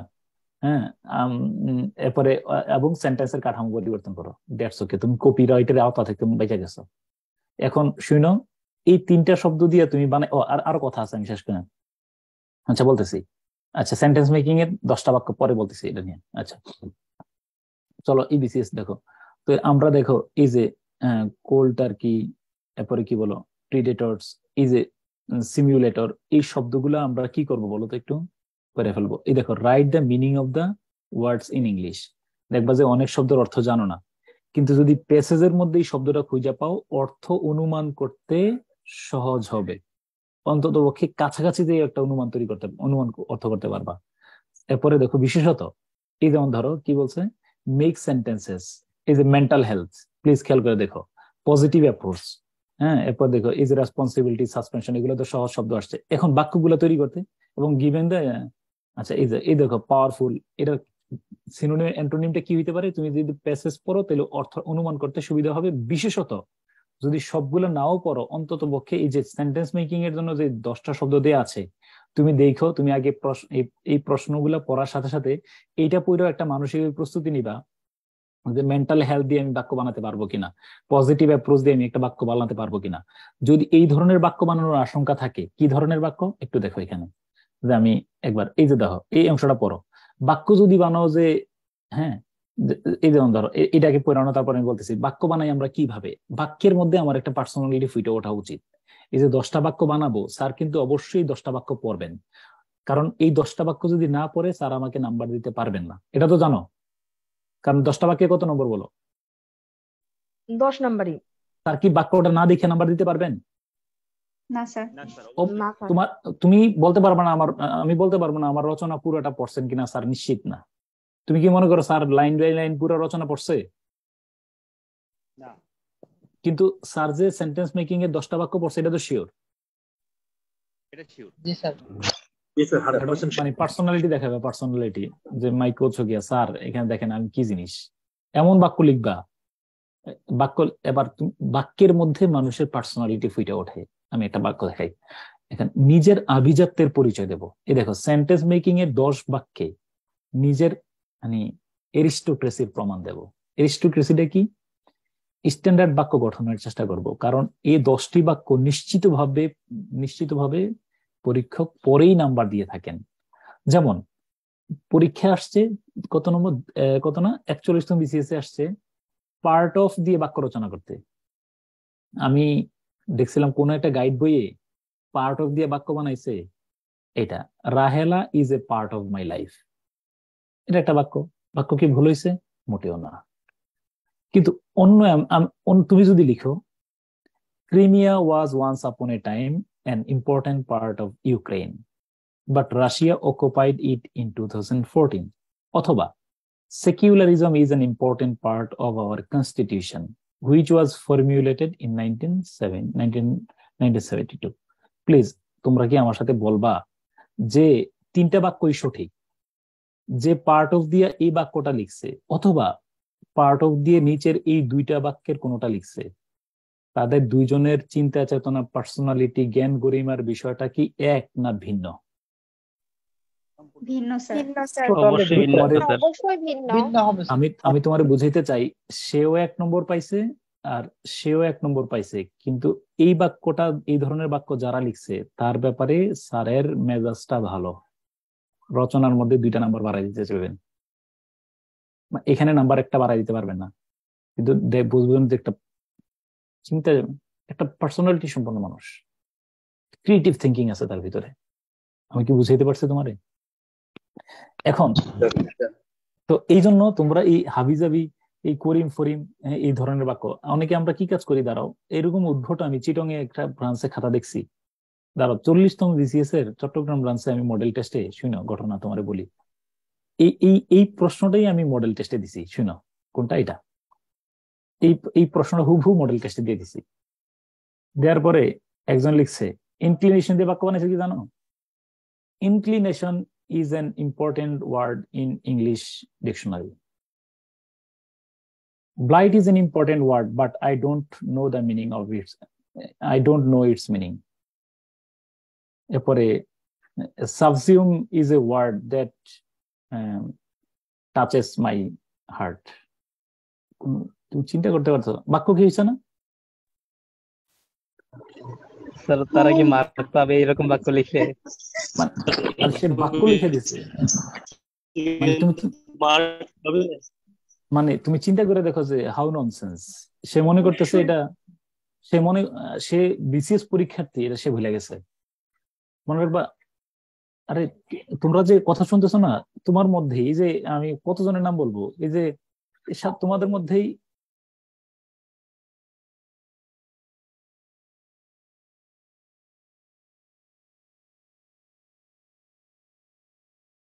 আমাদের বাসায় যুদ্ধের কারণ হলো এই রুসাফার, ধরো এই 2 ঘন্টা 3 ঘন্টা সময়, ঈদের সকালে নাস্তা কিন্তু এখনো চলতেছে, 12টা বাজতেছে, মানে নাস্তা চলতেছে 9টা থেকে। আচ্ছা তারপরে দাঁড়াও, এই যে এখনো তুমি বুঝতেছো 3 ঘন্টা সময়, 9টার সময় উঠছে। আচ্ছা তারপরে ম্যাক্সিমাম বাসায় এরকম চলছে, একেবারে খুব বিপজ্জনক বিষয়। তবে শোনো, কালকে কিন্তু আল্লাহর মানে খাস রহমত যে একটা বড় রকমের দুর্ঘটনা থেকে বেঁচে গেছি, মানে বড় মানে ধরো একটা মেসাকার হয়ে যেত তোমার। আমি সম্প্রতি লাইসেন্স নিছি, গাড়িও একটা হয়েছে। হ্যাঁ, এখন তো ড্রাইভ করতে গিয়ে লাইসেন্স তো ধরো বাংলাদেশে তো কোনো সময় আর ইয়াতে বসি নাই, আর এখানে তো অন্য কোনো সবাই, আর উবার এত পরিমাণ এক্সপেন্সিভ, উবারে আমার একটা গাড়ির টাকা চলে গেছে ধরো। তো এখানে তো রাইট লেফট তো বাংলাদেশের উল্টাটা না, আমার এটা সবসময় ভুল হয়, আমার সবসময় বাংলাদেশের কথা মাথায় পড়ে। আর কালকে কি করছি, তোমার লেফটে আসতে গিয়ে আমি ব্রেকে না দিয়া তোমার চাপ দিচ্ছি কিসে বলো, গিয়ারে, মানে ওই পাশে গাড়ি ছিল না। এটা যে কিভাবে, মানে কারণ হঠাৎ ব্রেক চাপ দিতে গিয়ে মানে ফুলি গিয়ারে চাপ পড়ছে, এদিক দিয়ে আমি এদিক নেয়ার কথা এদিকে, মানে ধরো হয়তো আল্লাহ কোনো বিশেষ রহমতে, কিন্তু হাতে প্রচন্ড ব্যথা পাইছি, আর নইলে অনেক বড় একটা মানে মানে অনেক, কারণ এখানে ইন্স্যুরেন্সের একটা বিষয় আছে, অ্যাক্সিডেন্ট করলে ইন্স্যুরেন্সের ইয়া কমে যায়। হ্যাঁ, তো আল্লাহর হয়তো খাস রহমত, সবার দোয়া টোয়া আছে, এই জন্য হয়তো বাইচা যাই প্রায় সময়।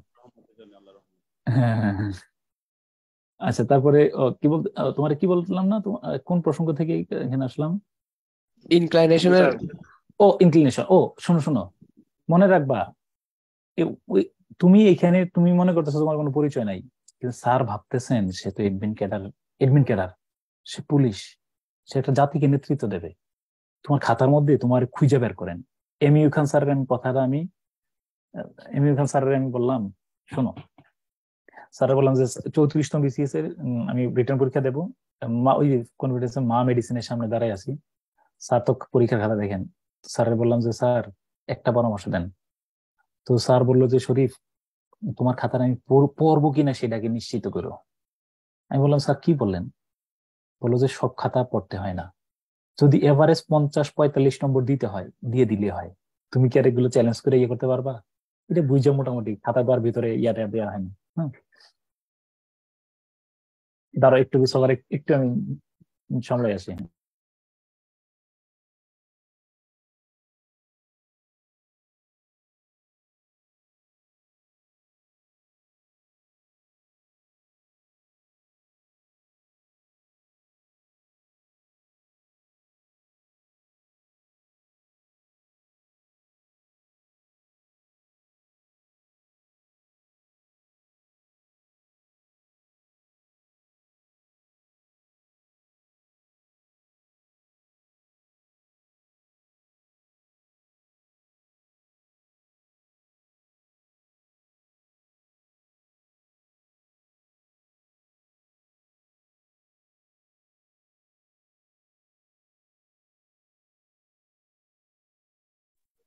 তোমার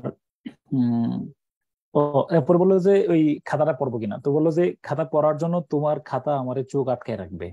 তো ওই স্যার ওই সময় বলছিলেন যে মানে যে কোনো বিষয় ডিফাইন করার চেষ্টা করবা রেফারেন্স সহকারে, আমি রচনায় তোমার ক্লাসে বলবো এটা, যে কোনো পয়েন্ট পাইছো ওই পয়েন্টের যদি কারোর কোনো অথেন্টিক ডেফিনেশন দিতে পারো দিবা, সোর্স উল্লেখ করে তুমি ইনফরমেশন গুলা দিলা, ডেটা ইনফরমেশন, হ্যাঁ এগুলা মানে মোটামুটি যেন আমার চোখটা আটকায় রাখে।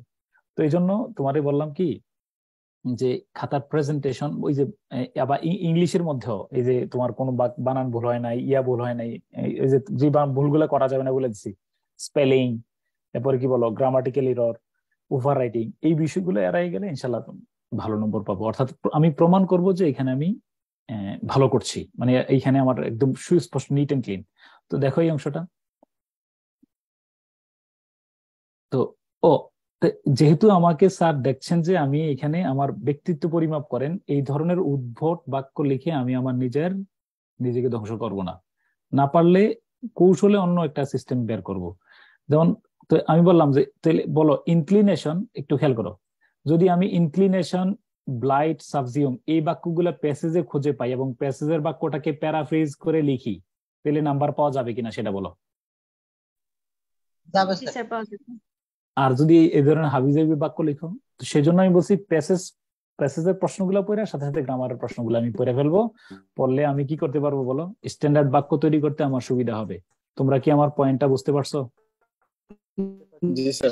স্যার ওই প্যারাফ্রেজটা স্যার একটু ক্লিয়ার না স্যার। প্যারাফ্রেজটা হলো ওই যে, আচ্ছা প্যারাফ্রেজটা বুঝিয়ে দিচ্ছি, দাঁড়াও। স্যার মাঝে মাঝে কি সিনোনিম অ্যান্টোনিম খুঁজে বের করতে অনেক ঝামেলা হয়, তখন যদি আমরা ওই যে প্যাসেজের ইয়েটা, আচ্ছা বুঝছি আমি, হ্যাঁ শোনো কিচ্ছু করা লাগবে না, জাস্ট ওই বাক্যটাকে সিম্পলটারে কমপ্লেক্স, কমপ্লেক্সটারে কম্পাউন্ড করে লিখবে, দ্যাটস ওকে। কথা বুঝছো কিনা বিষয়টা? বাধ্যতামূলক না, আমি বলছি স্ট্রাকচার পরিবর্তন করলেও কপি হয় না। কপি মানে হলো হুবহু লাইন তুলে দেয়া, কপি মানে হুবহু লাইন তুলে দেয়া, স্ট্রাকচার পরিবর্তন করলেও কপি হবে না, শিওর থাকো। স্ট্রাকচার পরিবর্তন করলে কপি হবে না, ওকে? হ্যাঁ স্যার, সেন্টেন্সে ইউজ করার পর কি ওয়ার্ডটাকে আন্ডারলাইন করতে হবে স্যার? ওয়ার্ডটা আন্ডারলাইন করে দিলে সবচেয়ে বুদ্ধিমানের কাজ হয়। আমি এটা বলবো শেষের দিকে, মানে সবগুলোর মধ্যে সিনোনিম অ্যান্টোনিম বলো সবগুলাতে, এবার কনজাংশন যে না কানেক্টর, সেন্টেন্স কানেক্টর, কোন কনজাংশনটা ব্যবহার করছো সেটাও কিন্তু মার্ক করে রেখো। হ্যাঁ ওকে স্যার, একটা কোশ্চেন ছিল স্যার। স্যার প্যাসেজে যে সেন্টেন্সের স্ট্রাকচার আছে ওইটা জাস্ট সিনোনিমটা চেঞ্জ করে যদি ওই স্ট্রাকচার দেওয়া যাবে কি স্যার, সিনোনিম অ্যান্টোনিম ইউজ করে? আরেকবার বলো, বুঝিনি কি? স্যার প্যাসেজে যে স্ট্রাকচার থাকে স্যার, তো এটার অ্যান্টোনিম বা সিনোনিম ইউজ করে ওই স্ট্রাকচার দিয়ে কোশ্চেনের অ্যানসার করা যাবে কি? চেষ্টা করো, স্ট্রাকচার চেঞ্জ করার চেষ্টা করি। হুবহু দিলে স্যার মনে করেন ওই শব্দ দিকে মনে রাখবা, প্যারাফ্রেজিং এর ফার্স্ট হলো সিনোনিম অ্যান্টোনিম ব্যবহার না, প্যারাফ্রেজিং এর সবচেয়ে বড় কাজ হলো স্ট্রাকচার চেঞ্জ করা, তারপরে হলো সিনোনিম অ্যান্টোনিম এর ব্যবহার। হ্যাঁ কথা বলছি। স্ট্রাকচার একটা চেঞ্জ কথা ছিল করলে মনে হবে তুমি নতুন বাক্য বানাইছো এরকম মনে হবে। হ্যাঁ স্যার, অ্যাক্টিভ থেকে প্যাসিভ এটা করা যাবে নাকি কম্পাউন্ড কমপ্লেক্স সিম্পল করে? আচ্ছা দাঁড়াও, এটা আমি দেখাচ্ছি। এই লাইনটা দেখানোর জন্য আমি একটু আমার একটা নোট বের করতেছি, দাঁড়াও 30 সেকেন্ড সময় দাও। আমার গুগল ডকে আছে,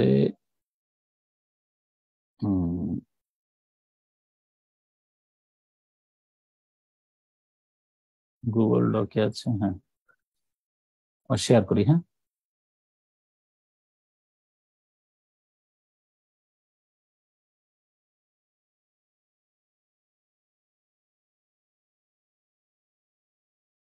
ওকে, আমি তোমারে এরকম একটা কাজ করবো, এই লাইনটা কি লিখে দিছি কিনা দেখে নি।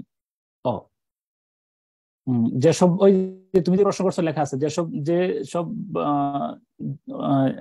যে শব্দ দিয়ে আর কি, যে শব্দ দিয়ে বাক্য তৈরি করব তার নিচে আন্ডারলাইন করব, জয়েনিং সেন্টেন্স এবং কনজাংশনের নিচে আন্ডারলাইন করে রাখবো। এই তোমার উত্তর পাইছো? জি স্যার, জি স্যার। তিনটি বাক্য, আচ্ছা উপরে যে তিনটা বাক্য লিখছিলাম তিনটা বাক্যই সঠিক, বাট নিচের দুইটা বাক্যে বেশি স্ট্যান্ডার্ড। হ্যাঁ, অতএব চেষ্টা করব কিছু স্ট্যান্ডার্ড বাক্য কাঠামো আগেই তৈরি করে রাখার জন্য। শোনো, এখন আবার তোমার একটা হোমওয়ার্ক, আমিও তোমার চেষ্টা করব কিছু সাপোর্ট দেওয়ার জন্য। দেখো, তুমি চেষ্টা করবা 10টা বাক্য একই কাঠামোতে ব্যবহার না করে। এই যে পরীক্ষায় যে 10টা বাক্য আমরা লিখবো সেন্টেন্স মেকিং এ, 10টা বাক্য একই কাঠামো ব্যবহার না করে 10টা ভিন্ন ভিন্ন প্যাটার্নে বাক্য তৈরি করার চেষ্টা করব। কি বলছি বলো? স্যার 10টা বাক্য একই কাঠামো ব্যবহার না করে 10টা বাক্য যখন লিখবো তখন চেষ্টা করব ভিন্ন ভিন্ন কাঠামো ইউজ করতে। এবার আসো, এই যে দেখো কই গেল,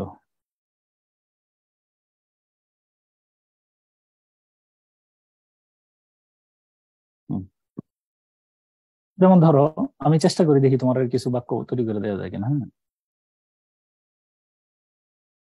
এই যেমন ধরো, not only did he finish the project, not only but also দিয়ে একটা বাক্য তৈরি করলাম। In order to succeed, in order to দিয়ে একটা বাক্য তৈরি করলাম। অলদো দিয়ে একটা বাক্য তৈরি করলাম। অ্যাজ দিয়ে একটা বাক্য তৈরি করলাম। ওয়েদার দিয়ে একটা বাক্য তৈরি করলাম। John along with his friends, cage in a position ব্যবহার দিয়ে তৈরি করলাম একটা। হ্যাভিং দিয়ে একটা তৈরি করলাম। আমার কথা বুঝছো কিনা? এই যে নট অনলি বাট অলসো দিয়ে একটা বলছি নাকি, তৈরি করলাম। ডেসপাইট দিয়ে একটা তৈরি করলাম, তাই না? একটা সিম্পল সেন্টেন্স তৈরি করলাম। এরপরে এরকম বিশাল আকৃতির কোন একটা বাক্য তৈরি করলাম। আমি কি তোমার আমি আমার মেসেজ বুঝিয়ে দিয়ে পারছি কিনা বলো? অর্থাৎ ভিন্ন কাঠামো, আমি দেখি এরকম কয়েকটা বানাই না তোমাদেরকে, মানে ভিন্ন কাঠামোর বাক্য তুমি যেন মাথায় রাখতে পারো, যে কোনোটা হেভিং দিয়ে শুরু করবা, কোনোটা নট অনলি বাট অলসো দিয়ে শুরু করবা, তাই না? কোনোটার পূর্বে এরকম কিছু কমন, হ্যাঁ ধরো এরকম ইন দ্য কোয়াইট লাইব্রেরি, তাই না? এই যে ধরো after the colourful carnival, after school, মানে কিছু শুরুতে কিছু ফ্রেজ যুক্ত করে, হ্যাঁ মানে বাক্যটার একটু লেন্থটা বাড়ানো যায় কিনা। তাহলে বাক্যের ক্ষেত্রে আমি বলছি বাক্যটা আমি একটা, যেহেতু বাক্যটা আমার পড়বে, আরেকবার এই পর্যন্ত যতটুকু বলছি তার সিনোপসিস করো। আমরা প্রশ্নগুলা পড়বো, পড়ার সাথে সাথে গ্রামার অংশগুলোর প্রশ্নগুলো পড়ে ফেলবো। কোনো জায়গায় যদি সিনোনিম অ্যান্টোনিম না জানি, এটা আমার গবেষণা করে বের করা লাগবে। সাথে সাথে মাথায় রাখতে হবে যে সেন্টেন্স মেকিং এর শব্দগুলা যেটা আমি বিশেষত পারি না, যেটাতে আমি স্ট্যান্ডার্ড বাক্য তৈরি করতে পারবো না, সেটা আমি প্যাসেজ থেকে নিয়ে কপি করে প্যারাফ্রেজিং এর মাধ্যমে আমি এখানে না তৈরি করব। সেন্টেন্স মেকিং এর 10টা বাক্যে একই ধরনের সাদামাটা স্ট্রাকচার ব্যবহার না করে 10টার মধ্যে ভিন্ন ভিন্ন কালারফুল, মানে একদম টাচিং বাক্য তৈরি করার চেষ্টা করব, একটু লেন্দি করার চেষ্টা করব।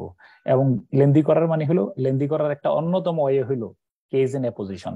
বলো, লেন্দি করার একটা অন্যতম ওয়ে কি?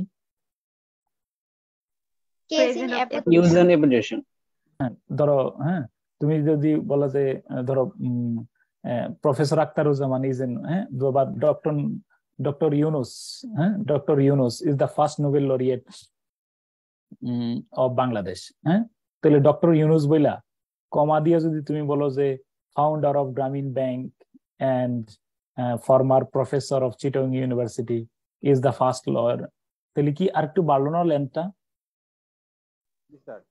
তাহলে আর একটা কুবুদ্ধি মনে রাখবা, কোন জায়গায় যদি বাক্যটা ছোট হয়ে যাচ্ছে দেখতেছো, কি ব্যবহার করবা বলো? Apposition sir. অ্যাপোজিশন। অ্যাপোজিশন, কমা দিয়া ওই নাম ব্যবহার করে নাউন প্রনাউনের পাশে কমা দিয়ে তার একটা পরিচয় দিবা। কি ক্লিয়ার? Clear sir. জি স্যার। ওকে। তাহলে বাংলাদেশ, হ্যাঁ তাহলে ধর বাংলাদেশ বলছো, বাংলাদেশ দিয়ে তুমি ইয়ে করবা, ধর Bangladesh achieved independence in 1971, independence দিয়ে বাক্য তৈরি করছো বাংলাদেশ, তাহলে বাংলাদেশ দিয়ে কি কিছু বলা যায় সাইডিন? হ্যাঁ সাইডে আশেপাশে কিছু বলা যায়? Bangladesh a formal part of Pakistan has achieved its independence in 1971. Small country বলবা, A densely populated country. South Asian country, তাই না? কত ভাবে বলা যায়, তাই না? এ ডেন্সলি পপুলেটেড কান্ট্রি, তাই না? ওকে, আচ্ছা তাহলে একটু পাশে লিখে রাখো কুবুদ্ধি। বাক্য ছোট হওয়ার আশঙ্কা, বাক্য ছোট হইতে দেখলেই কেইজিনা পজিশন দিয়া আয়তনটা বাড়াই ফেলবা। ক্লিয়ার? এটা হলো ছোট শর্টকাট কুবুদ্ধি আর কি, মানে একটু লেন্থটা বাড়াইছে, একটু দেখতে ভালো লাগতেছে। হ্যাঁ, Rahela is a part of my general ইয়া হয়। ওকে, হ্যাঁ ঠিক আছে, ওকে ডান। স্যার আমার একটা কোশ্চেন ছিল। বলো স্যার। এই যে থিমেটিক কোশ্চেন মানে যেটা হচ্ছে কোশ্চেন গুলা, ওই কোশ্চেনের অ্যান্সারটা মানে ঠিক কতটুকু হওয়া উচিত, কয় লাইনের হওয়া উচিত? শেষ করছি নাকি? এটার উত্তর হলো ইন্নাল্লাহা মা'আস সাবিরিন। অর্থ কি বলো? স্যার অর্থ তো জানি না। Surely Allah is with the patient. আল্লাহ ধৈর্যশীলদের সাথে আছে। নোট কয়টা চলতেছে? 4। স্যার নোট 4 নাম্বারটা, সরি স্যার, সরি। আচ্ছা ঠিক আছে, ওকে। স্যার আমার একটা প্রশ্ন ছিল। হ্যাঁ স্যার আমার প্রশ্ন হচ্ছে, প্রথমে স্যার এসে দেশে শুরু করতে পারবো না একদম, আমি যে সেটা কমন পড়ে যায়। আচ্ছা দাঁড়াও, এটা যদি লিখো, এসে যদি লিখো তাহলে ট্রান্সলেশন রিট্রান্সলেশনটা একসাথে লিখে ফেলো। আমি চাই যে পার্ট বিটা একসাথে লিখে ফেলো, পার্ট এ একসাথে লিখো। কথা বুঝছো? এই প্রশ্নটা শুনে নিও। অনেকে যাও যে এসেটা ধরো কমন পড়ে গেছে, তাহলে এসে কমন পড়লে তুমি পার্ট বি এর মধ্যে আর থাকে কি বলো, ট্রান্সলেশন রিট্রান্সলেশন, এটা একসাথে লিখে ফেলবা। হ্যাঁ, তারপরে আবার পার্ট এতে আসবা। আমি কি তোমাদেরকে বুঝাতে পারছি? এই প্রশ্নটা ভালো ছিল। যদি কেউ রচনা দিয়ে শুরু করতে চাও তাহলে ট্রান্সলেট পার্ট বি এলে পার্ট বি একসাথে শেষ করো। তুমি এই কাজটা করো না, রচনা লিখছো, আবার থিমেটিক কোশ্চেন লিখছো, আবার ট্রান্সলেশন, একদম ডিসগাস্টিং। ঠিক আছে, পার্ট বি দিয়ে আলহামদুলিল্লাহ, যদি দেখো যে ভালো হয়েছে তাহলে লিখে ফেলো। ওকে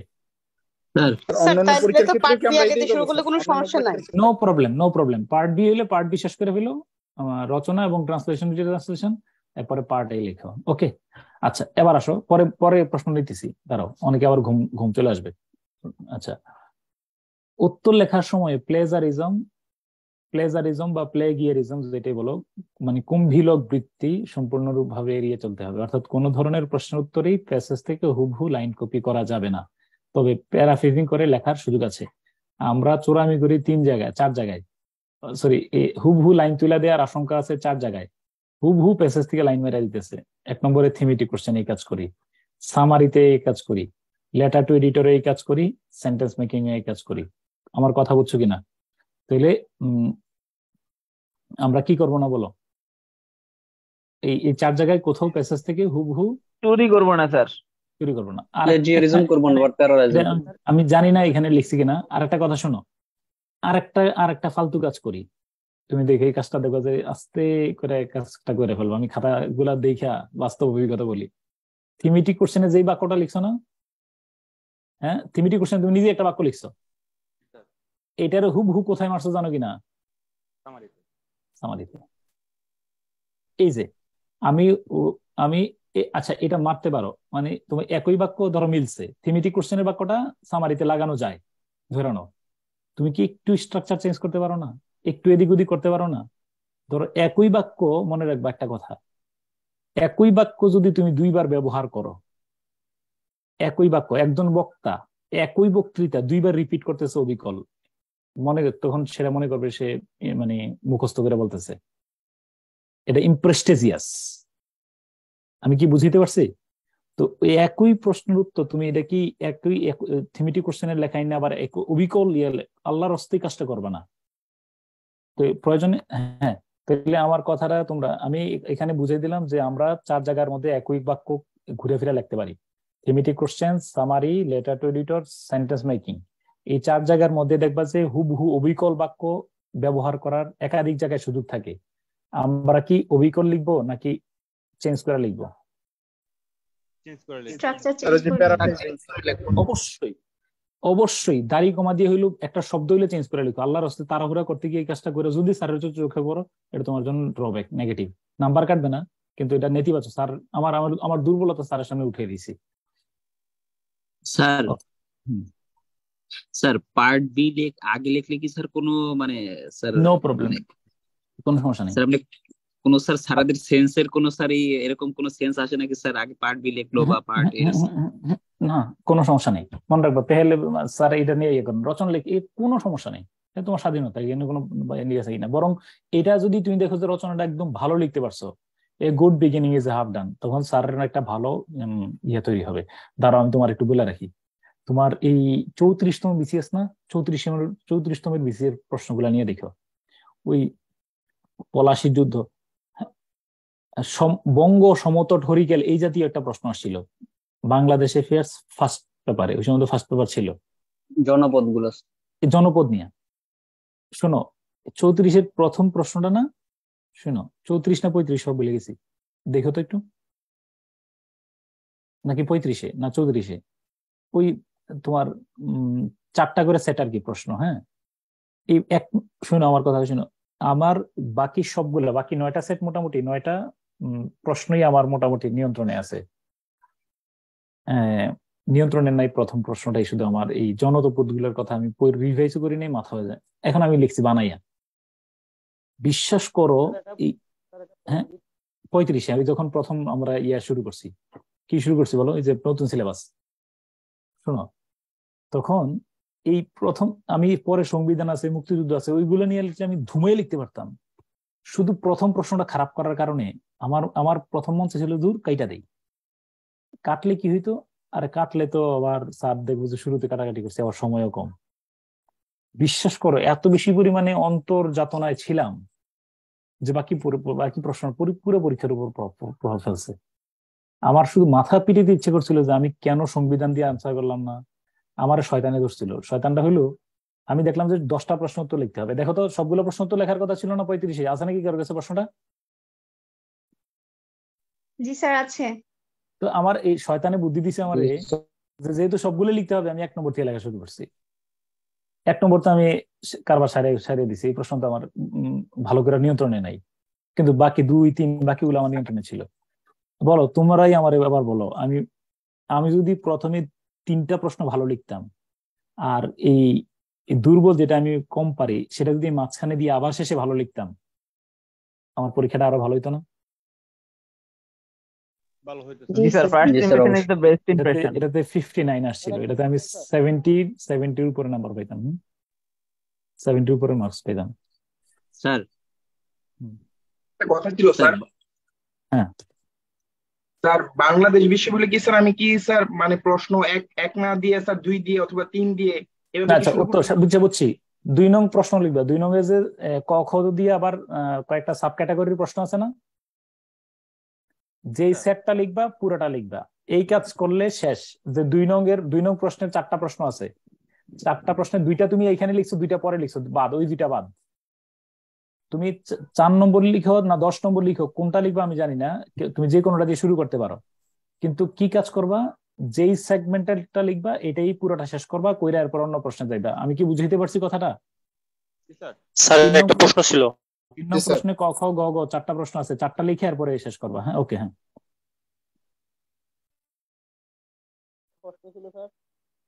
আচ্ছা একটু পরে করো, আমি এটা শেষ করে নিই। আচ্ছা বিসিএস পরীক্ষার থিমেটিক কোশ্চেন এবার আসো, খুব মহামূল্যবান, অনেক অনেক গবেষণা কথা, ব্যক্তিগত উপলব্ধিটা শেয়ার করতেছি এখানে। বিসিএস পরীক্ষার থিমেটিক কোশ্চেনের প্রথম প্রশ্ন তথা what is the passage about, এবং শেষ প্রশ্ন টাইটেল, মানে টাইটেল সম্পর্কে। টাইটেল হলো right a suitable title of the passage. কখনো কখনো 2টাই থাকে, কখনো কখনো একটা থাকে। দেখবা প্রথম প্রশ্নটা হলো what is the passage about, আর দ্বিতীয় শেষ প্রশ্নটা কি বলো, টাইটেল। এই দুইটা প্রশ্ন সম্পর্কে লেটার টু এডিটরে ধারণা পাওয়া যেতে পারে। বলো, যদি প্রশ্ন খুলে দেখো যে what is the passage about আসছে আর write a suitable title of the passage, এই দুইটা প্রশ্নের উত্তর কোথায় ধারণা পাবো আমরা? Letter to the editor. Letter to এডিটরে 7 নং প্রশ্ন উত্তরে। হ্যাঁ, লেটার টু এডিটরটা দেখলেই বুঝবা যে এই বিষয় নিয়ে এখানে আলোচনা করা হয়েছে, শিওর। আচ্ছা, তবে কোনো মতেই আমরা হুবহু বা অবিকল শব্দ চয়ন করে লিখে ফেলবো না, ঠিক আছে কিনা? কোনো মতেই লিখে ফেলবো না। এছাড়াও প্রথম প্রশ্ন তথা what is the passage about এর উত্তরে মূল বক্তব্য এভাবে উপস্থাপন করা যেতে পারে। দেখো, আমি এই প্যাটার্নটা সুন্দর করে লিখে নিও। যেমন এটা লিখতে পারো এরকম, দিস প্যাসেজ ইজ অ্যাবাউট, অথবা দিস প্যাসেজ বা দ্য প্যাসেজ সেন্টার্স। কে যে আনমিউট করে রাখছে আর আমাদেরকে প্রচুর ডিস্টার্ব করতেছে। হারুনুর রশিদকে একটু ওয়েটিং রুমে নিলাম। আচ্ছা, তারপরে দিস প্যাসেজ ইজ অ্যাবাউট, অথবা this passage centres on the implementation of Bangladesh delta plan, some of the most valuable. আচ্ছা, এইভাবে লিখতে পারো। দেখো, অথবা হোয়াট দ্য প্যাসেজ, এটাই চমৎকার লিখে দিছি আমি। তুমি দ্য প্যাসেজ ইজ অ্যাবাউট এই লাইনটা না লিখে লিখতে পারো what the passage predominantly centres on, deals with বা ফোকাসেস অন ইজ, এই বিষয়টা, is the implementation of Bangladesh delta plan, is digital detox, is the কি বলো influence of digital world, is the কি বলে না positive and negative aspect of কি বলো টেকনোলজি, অর্থাৎ যেই বিষয়টা নিয়ে বলা হয়েছে সেটা। হ্যাঁ, ওকে। তারপরে কি তাহলে এরপরে হলো কি, এরপর দেখো, to robustly present the core content of the passage. খুব মনোযোগ দিয়ে শুনো। হ্যাঁ, several exclusive facts are also simultaneously presented in a very coherent way. They are 1, 2, 3, 4. কথা আমার তোমরা হয়তো বুঝো নাই, এখন বুঝতে হবে। কেন এইভাবে লিখবো আমি? অর্থাৎ যদি প্রথম প্রশ্ন আসে what is the passage about, আমি চাই না যে তুমি দ্য প্যাসেজ ইজ অ্যাবাউট এইভাবে না লেখা তুমি দুইটা সেগমেন্টে লিখতে পারো।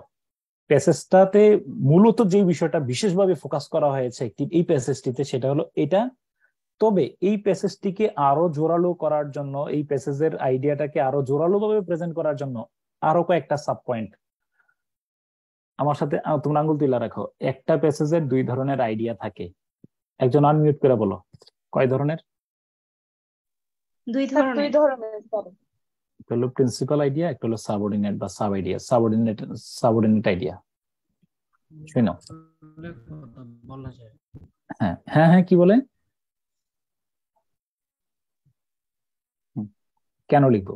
কারণ একটি প্যাসেজে মিউট করে ফেলো 2 ধরনের আইডিয়া থাকে, একটা হলো মেইন বা প্রিন্সিপাল আইডিয়া, আর একটা হলো সাপোর্টিং আইডিয়া, সাবঅর্ডিনেট আইডিয়া। হ্যাঁ, ওকে। শফিকুল ইসলাম আসো নাকি? Fighting room. আচ্ছা, একটি প্যাসেজে 2 ধরনের আইডিয়া থাকে, একটা হলো মেইন আইডিয়া, একটা হলো সাপোর্টিং আইডিয়া। আচ্ছা, তাহলে আমরা প্যাসেজের মধ্যে তুমি লিখে ফেলতে পারো what is the passage about. তো এই প্রশ্নের উত্তরে আমরা সরাসরি দ্য প্যাসেজ ইজ অ্যাবাউট এই বিষয়টা বললে তো হয়ে যাচ্ছে। কিন্তু যেহেতু 3 নম্বর, আমি একটু পরে বলবো, প্রশ্নটা অবশ্যই আমরা 3 লাইনে লেখার চেষ্টা করবো, লেখা আছে সামনে, কথাটা বলে দিছি। তো আমি প্রথমে মেইন আইডিয়াটা বলবো আর পাশাপাশি একটু সাপোর্টিং আইডিয়া দেওয়ার চেষ্টা করবো। সাপোর্টিং আইডিয়া গুলো এবার বলবো যে আমি সাপোর্টিং আইডিয়া কি করবো, সাপোর্টিং আইডিয়াটা কিভাবে পাবো। শোনো, সূক্ষ্ম কৌশল পড়ো, কুবুদ্ধি। সূক্ষ্ম কৌশল অনেক সময় স্যার এটা কি বিআই নম্বর, বি থেকে আই নম্বর পর্যন্ত, এ বি 11টা প্রশ্ন থেকে, হ্যাঁ বি থেকে আই নম্বর পর্যন্ত প্রশ্নগুলো খুব ভালোভাবে পড়লেই উপরিউক্ত প্রশ্নটির একাধিক সাপোর্টিং আইডিয়া খুঁজে পাওয়া যেতে পারে। কথা বুঝছো না? অর্থাৎ তুমি এই প্যাসেজটা কি কি বিষয় নিয়ে আসছে, এই দেখো একটু চোরামি শিখাই। এটা ভালো স্যার। এই দেখো তুমি তো, আচ্ছা এবার বলবা যে হ্যাঁ শোনো, আচ্ছা এবার এই প্রশ্নের মধ্যে এই প্রশ্ন, এই গতবারের প্রশ্নের মধ্যে এর আগে 35 থেকে 43 পর্যন্ত সবসময় what is the passage about এই প্রশ্নটা ছিল, কিন্তু এবার দিয়েছে how has the phrase digital detox has been explained in the passage, একই কথা, কারণ এই প্যাসেজটা কি নিয়ে আসছিল বলতো? ডিজিটাল ডিটক্স নিয়ে, ডিজিটাল ডিটক্স নিয়ে, তাই না? এবার দেখো, হ্যাঁ ডিজিটাল ডিটক্স, তাহলে ওই যে প্যাসেজটা মূলত ডিজিটাল ডিটক্স নিয়ে বলা হয়েছে।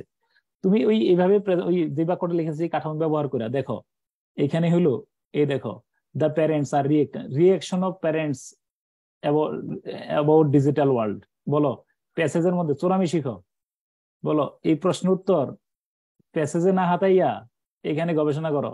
ডিজিটাল ডিটক্স এই প্যাসেজের মধ্যে কোন কোন বিষয় আলোচনা করা হয়েছে একটু দেখো তো, বলো প্যারেন্টসদের রিঅ্যাকশন আলোচনা করা হয়েছে কিনা? জি স্যার। জি sir. Possible causes of concern about technology আলোচনা করা হয়েছে কিনা? জি sir. Connection of virtual world to learning আলোচনা করা হয়েছে? হুবহু দিবা না, বাকি এই প্রশ্নটা পড়লেই এই প্রশ্নের উত্তর ক্লিয়ার। ইয়েস অর নো বলো। ইয়েস স্যার, এটা ভালো স্যার। আরে মাথা ফাটাই ফেলতেছে, মাথা ফাটাইয়া পুরো প্যাসেজের মধ্যে সে গবেষণা করতেছে, সে রিসার্চ আর গবেষক। আমি দেখতেছি এখানে সব প্রশ্ন এই প্যাসেজে কিভাবে অ্যানালাইসিস করছে, এখানে তো উত্তর তুমি এগুলো পড়লে হয়ে গেছে। কথা কি বুঝো নাই? জি স্যার বুঝছি। এটা চমৎকার আইডিয়া স্যার। মানে আসলে এটা খুঁজে বের করা অনেক কঠিন স্যার, প্যাসেজ করে এত বড় প্যাসেজ। আমি তো তোমারে বলছি, আমি তোমারে কিন্তু পড়াই নাই, পড়াচ্ছি না, আমি তোমারে জাস্ট শয়তানি শেখাচ্ছি, সরি মানে একটু মানে টেকনিক শেখাচ্ছি। যে দেখো তুমি যে এই প্রশ্নটা যে তুমি দেখো, how has the phrase digital detox been explained in the passage, তুমি ওই লাইনটা আমি যে লাইনটা দিয়ে দিছি না, ওই লাইনটাতে তুমি সুন্দর করে লিখো না এরকম ধরনের, কই না কই যে এইখানে প্যাসেজের মধ্যে প্রিডমিনেন্টলি যে বিষয়টা আলোচনা করা হয়েছে এটা হলো, তুমি ফাটাই ফেলো লেখা, দেখবো যে হ্যাঁ দেখো তুমি এটার মধ্যে ডিজিটাল ডিটক্স নিয়ে আলোচনা করা হয়েছে, এই প্যাসেজটাকে আরো হাইলি রোবাস্টলি প্রেজেন্ট দ্য প্যাসেজ, আরো কতগুলো যে বিষয়গুলো আলোকপাত করা হয়েছে সেগুলো হলো 1 2 3 4 5। কি কঠিন? ওকে হ্যাঁ না স্যার, একদম স্যার পয়েন্টগুলো কি পেজ আকারে লিখবো না অবশ্যই সেন্টেন্স? আচ্ছা এবার আমি তোমার বলে রাখি, এটাও তোমার সমাধান আসতেছি, এটারও আমি প্রমাণ দলিল ছাড়া কোনো কথা বলবো না। যে অনেকে বলে যে এগুলো লেখা যাবে কিনা, আসো তাও দেখাবো, আসতেছি দাঁড়াও। ওকে কোথায় গেলাম? ওকে হ্যাঁ এই পর্যন্ত শেষ। রিডার চেঞ্জ করেন স্যার। হ্যাঁ হ্যাঁ হ্যাঁ হ্যাঁ কি রিডার চেঞ্জ স্যার?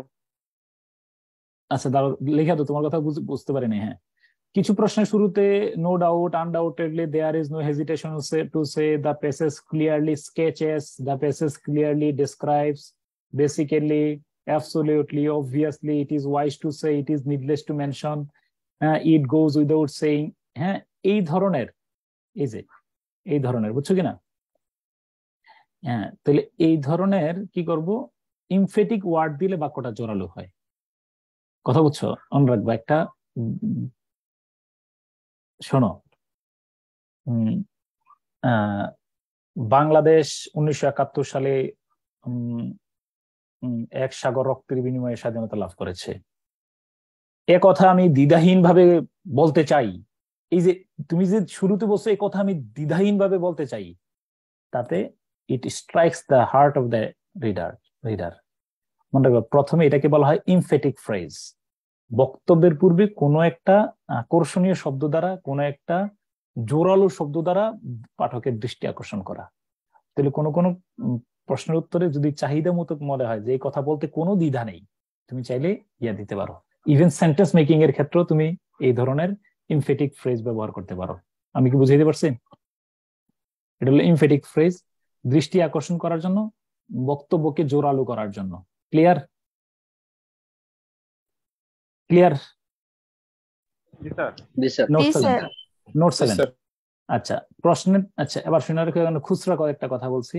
প্রশ্নের টেন্স এবং স্ট্রাকচারের সাথে মিল রেখে উত্তর শুরু করা উচিত। যেই প্রশ্নের টেন্স এবং স্ট্রাকচার মিল রেখে শুরু করবো উত্তর, টেন্স এবং স্ট্রাকচার। এটা কি তোমরা বুঝছো কিনা? হ্যাঁ প্রশ্নের টেন্স এবং স্ট্রাকচার বুঝে বলতেছি, এই যে নিচে দেওয়া আছে। ওই যে ধরো এই আর কি, why does an uneducated or untraveled person tends to, তাহলে an uneducated or untraveled person tends to, তাই না tends to, এখানে tend হবে আর কি, ও tends লিখছে, tend to disbelieve a while because, তাই না? ওই বাক্য এটা প্রেজেন্ট টেন্সে ব্যবহার করা হয়েছে না, এই বাক্যে যে প্রশ্নটা যেভাবে দেওয়া আছে ওই প্রশ্ন, তুমি কি বুঝতে পারছো বিষয়টা? কোশ্চেন যে টেন্সে অ্যানসার ওই টেন্সে, ওই টেন্সে সুযোগ করব। হ্যাঁ, প্রতিযোগিতামূলক পরীক্ষায় এই ধরনের প্রশ্নগুলোর উত্তর একটু বর্ণনামূলক হওয়াই শ্রেয়। অন্তত 3 বাক্য ব্যবহার করে উত্তর করার চেষ্টা করব, কারণ এখানে নাম্বার হলো 3। 2টা প্রশ্নের উত্তরের মাঝে অন্তত 2 লাইন ফাঁকা হবে, তাহলে উত্তরটা স্পষ্ট। এই কথাটা করে গিরি করে লিখে ফেলতেছ সব, মানে 2টা উত্তরের মাঝে অবশ্যই 2 লাইন ফ্রেশ গ্যাপ রাখবা, কারণ আমরা সাবঅর্ডিনেট পয়েন্ট ব্যবহার করে লিখবো, তো গ্যাপ না রাখলে তালগোল পাকায় যায়। সুন্দর করে প্রেজেন্টেশনটার উপর আমি বিশেষভাবে গুরুত্ব দিই। তোমরা যারা বলবা যে আচ্ছা শোনো, স্যার একটা কোশ্চেন ছিল বলতেছি যে তুমি বলবা যে শোনো, এই যে প্রশ্নগুলো দেখো, এই যে হাউ ক্যান টেকনোলজি, হ্যাঁ, এই যে ওয়াই ইজ, যখন ওয়াই হাউ এই ধরনের প্রশ্নগুলো তুমি দেখো, এগুলো এক বাক্যে লেখার কথা না, আর এক বাক্যে লিখতেও কোনো ইনস্ট্রাকশন দেওয়া হয় নাই। এখানে হলো প্রশ্নটা 3 নম্বরের, আমি যতটুকু পারি একটু ইলাবোরেটলি আমি এক্সপ্লেইন করার চেষ্টা করব। আমার কথা কি বুঝতে পারছি? এটা যে এক বাক্যে লিখতে হবে কেন, এক বাক্যে কেন আমি লিখবো, প্রত্যেকটার মধ্যে দেখো এগুলো ইলাবোরেট প্রশ্নটা উত্তর করার সুযোগ আছে, এই প্রশ্নগুলো অ্যানালাইসিস করে দেখো। হ্যাঁ বলো স্যার। আনসার টু কোয়েশ্চন নং 1 এটা লিখে আমরা নিচে দাগ দিব বা এরপরে এ বি সি দিয়ে উত্তর লিখতে থাকবে আর কি। 1 এম এটা আমি মনে করি সবচেয়ে বেটার হয় এটা 1, দেখো 1 এ লেখা এখান থেকে উত্তর শুরু করো। ওকে, এভাবে স্যার এটা লিখে আনসার লিখবো স্যার, 1 এর এ আনসার দরকার নেই, 1 এ লিখলে তো বলবে আনসার টু দ্য কোশ্চেন, পুরো answer to the question number 1 তো লিখছি, তারপর 1 এ 1 বি 1 সি। তবে আমার একটা আমার রিকোয়েস্ট হলো উল্টাপাল্টা না লেখা ধারাবাহিকভাবে লেখা, যদি কোনো কিছু লেখার হয় গ্যাপ রেখে যাও। আচ্ছা আসো, তারপরে নোট 8। এবার শোনো, কিছু প্রশ্নের উত্তরে, বিশেষত ওয়াই বা ফরওয়ার্ড যুক্ত প্রশ্নের উত্তরে, হোয়াই হাউ ফর হোয়াট এই যুক্ত প্রশ্ন উত্তরে বুলেট মার্ক অথবা রোমান হরফ ব্যবহার করে উত্তর লেখা যেতে পারে ফ্রেজ আকারে। লাইনটা আরেকবার পড়ে শোনো। কিছু প্রশ্নের উত্তরে বিশেষত হোয়াই বা ফর হট যুক্ত প্রশ্নের উত্তর বুলেট মার্ক অথবা রোমান হরফ ব্যবহার করে উত্তর লেখা যেতে পারে ফ্রেজ আকারে। যেমন why does an uneducated or untraveled person tends to disbelieve a well-informed man these days? এটা কততম মনে আসছিল? এটা তো মনে হয় লেখার 38 মনে হয়, মেবি, নট, ভুলে গেছি। আচ্ছা, এটা কততম আছে ভুলে গেছি। তাহলে আমি উত্তর লিখলাম যে an untraveled or an uneducated or untraveled person usually tends to disbelieve ওই যে a well-informed man these days, হ্যাঁ, these days full stop, the following are the most remarkable reasons। ঠিক আছে কিনা? অথবা মেবি এই যে 1 2 3 4 দিয়ে লিখলাম, কথা বুঝছো কি? এবারে for what purposes has the government of Bangladesh formulated Delta Plan 2100? হ্যাঁ, তাহলে the government of Bangladesh has several significant objectives behind the formulation of Delta Plan 2000. They are as follows. কি? 1 2 3 4 economic growth, environment pollution, creating climate। আচ্ছা, এই কথাটা শোনো, বলো এখানে কি লিখছি? এভাবে লিখলে উত্তরটি বেশ দৃষ্টিনন্দন হয়, পাশাপাশি বাক্য লেখার ঝামেলাও কমে যায়। শোনো, এখন তুমি বলবা যে এটা বৈধতা কি, এটা লেখাটা কিনা। মনে রাখবা এখানে প্রশ্নের চাহিদাটাকে শোনো, স্যার কি তোমার এখানে কি জানতে চাচ্ছেন, ফর হোয়াট, কি উদ্দেশ্যে তৈরি করা, কোন উদ্দেশ্যে ডেল্টা প্ল্যান গুলা, কোন উদ্দেশ্যে বাস্তবায়নের জন্য। স্যার তো উদ্দেশ্যটা তুমি বের করতে পারছো কিনা এটা জানতে চান, তাই না? বলো। আচ্ছা, তোমরা এখন তার আমি কি রেফারেন্স দিচ্ছি কিন্তু এখানে ধরো, ও হ্যাঁ, এখন আমি এটার রেফারেন্স দিয়ে দিছি। বুলেট পয়েন্ট করে লেখা যায় কিভাবে? বুলেট মার্কিং অথবা রোমান হরফ চিহ্নিত করে উত্তরগুলো লেখার ক্ষেত্রে অবশ্যই স্মল লেটার দিয়ে শুরু করব, কেননা এটি বাক্যের অংশ মাত্র। আর এভাবে লিখলে বাক্য, যদি আমি বলে রাখি, যদি এভাবে লিখো তাহলে স্মল লেটার দিয়ে লিখবা এইভাবে, হ্যাঁ, দে আর অ্যাজ ফলোজ এটা। আর যদি বাক্য শেষ করে তুমি নতুন ভাবে শুরু করো, বাক্য দিয়ে দিয়ে লিখো। যদি বাক্যের অংশ হিসেবে লিখো তাহলে স্মল লেটার দিয়ে লিখবা, আর যদি বাক্য দিয়ে দিয়ে লিখো তাহলে ক্যাপিটাল লেটার দিয়ে লিখবা। তবে অধিকাংশ ক্ষেত্রে স্মল লেটার, এটা আমি সামনে আরো দেখাবো। আচ্ছা শুনো, এটার একটা প্রমাণ দেখাই। তোমরা কি কেউ কখনো এনসিটিভির বইগুলো দেখছো কিনা? এনসিটিভির ইংলিশ বইটা মনে আছে কিনা কেউ কারোর? জি স্যার, আছে স্যার। আচ্ছা, যদি মনে থাকে, প্রশ্ন করছো answer to question number 1, answer to question number দাও না, আনসার টু কোশ্চেন নম্বর দাও 1 দাও, এগুলোতে সমস্যা নেই।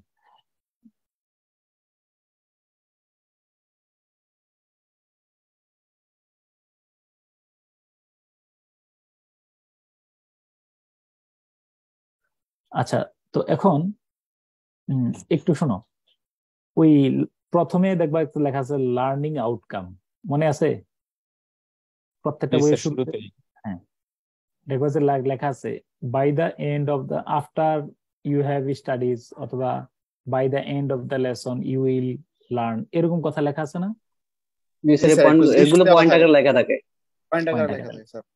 এই অধ্যায় কি কি শিখলাম এরকম। হ্যাঁ, মনে রাখবা পয়েন্ট আকারে লিখলে যদি বল, হ্যাঁ শোনো তোমার আবার দেখাই ওইখানে কি লেখা আছে, এটা আমি ওদেরকে ক্লাস দেখাইছি। লেখা আছে after we have studied this unit we will be able to, এই দেখো টক স্মল লেটারে লেখা আছে, talk about events and festivals, ask and answer questions, তারপরে ইন্টারমিনিং ফর্ম অফ কনটেক্সট। প্লিজ, আমি গৌতম স্যারের জিজ্ঞেস করছিলাম যে স্যার এটা তো এক বাক্যে লিখলেই হইতো, তোমার আমি প্রশ্ন করি যে after we have studied this unit we will be able two, এটা পুরাটাই একদম লাইন বাই লাইন এইভাবে লিখলে হইতো। এইভাবে লেখা আর এইভাবে লেখা আপিলটা ভিন্ন কিনা সেটা বলো।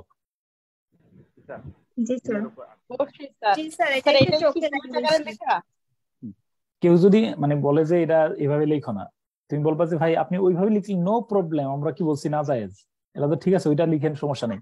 আপনি ধারাবাহিক লিখতে after we have studied this unit we will be able to talk about events and festivals, ask answer, এগুলো লিখে ফেলতে পারি।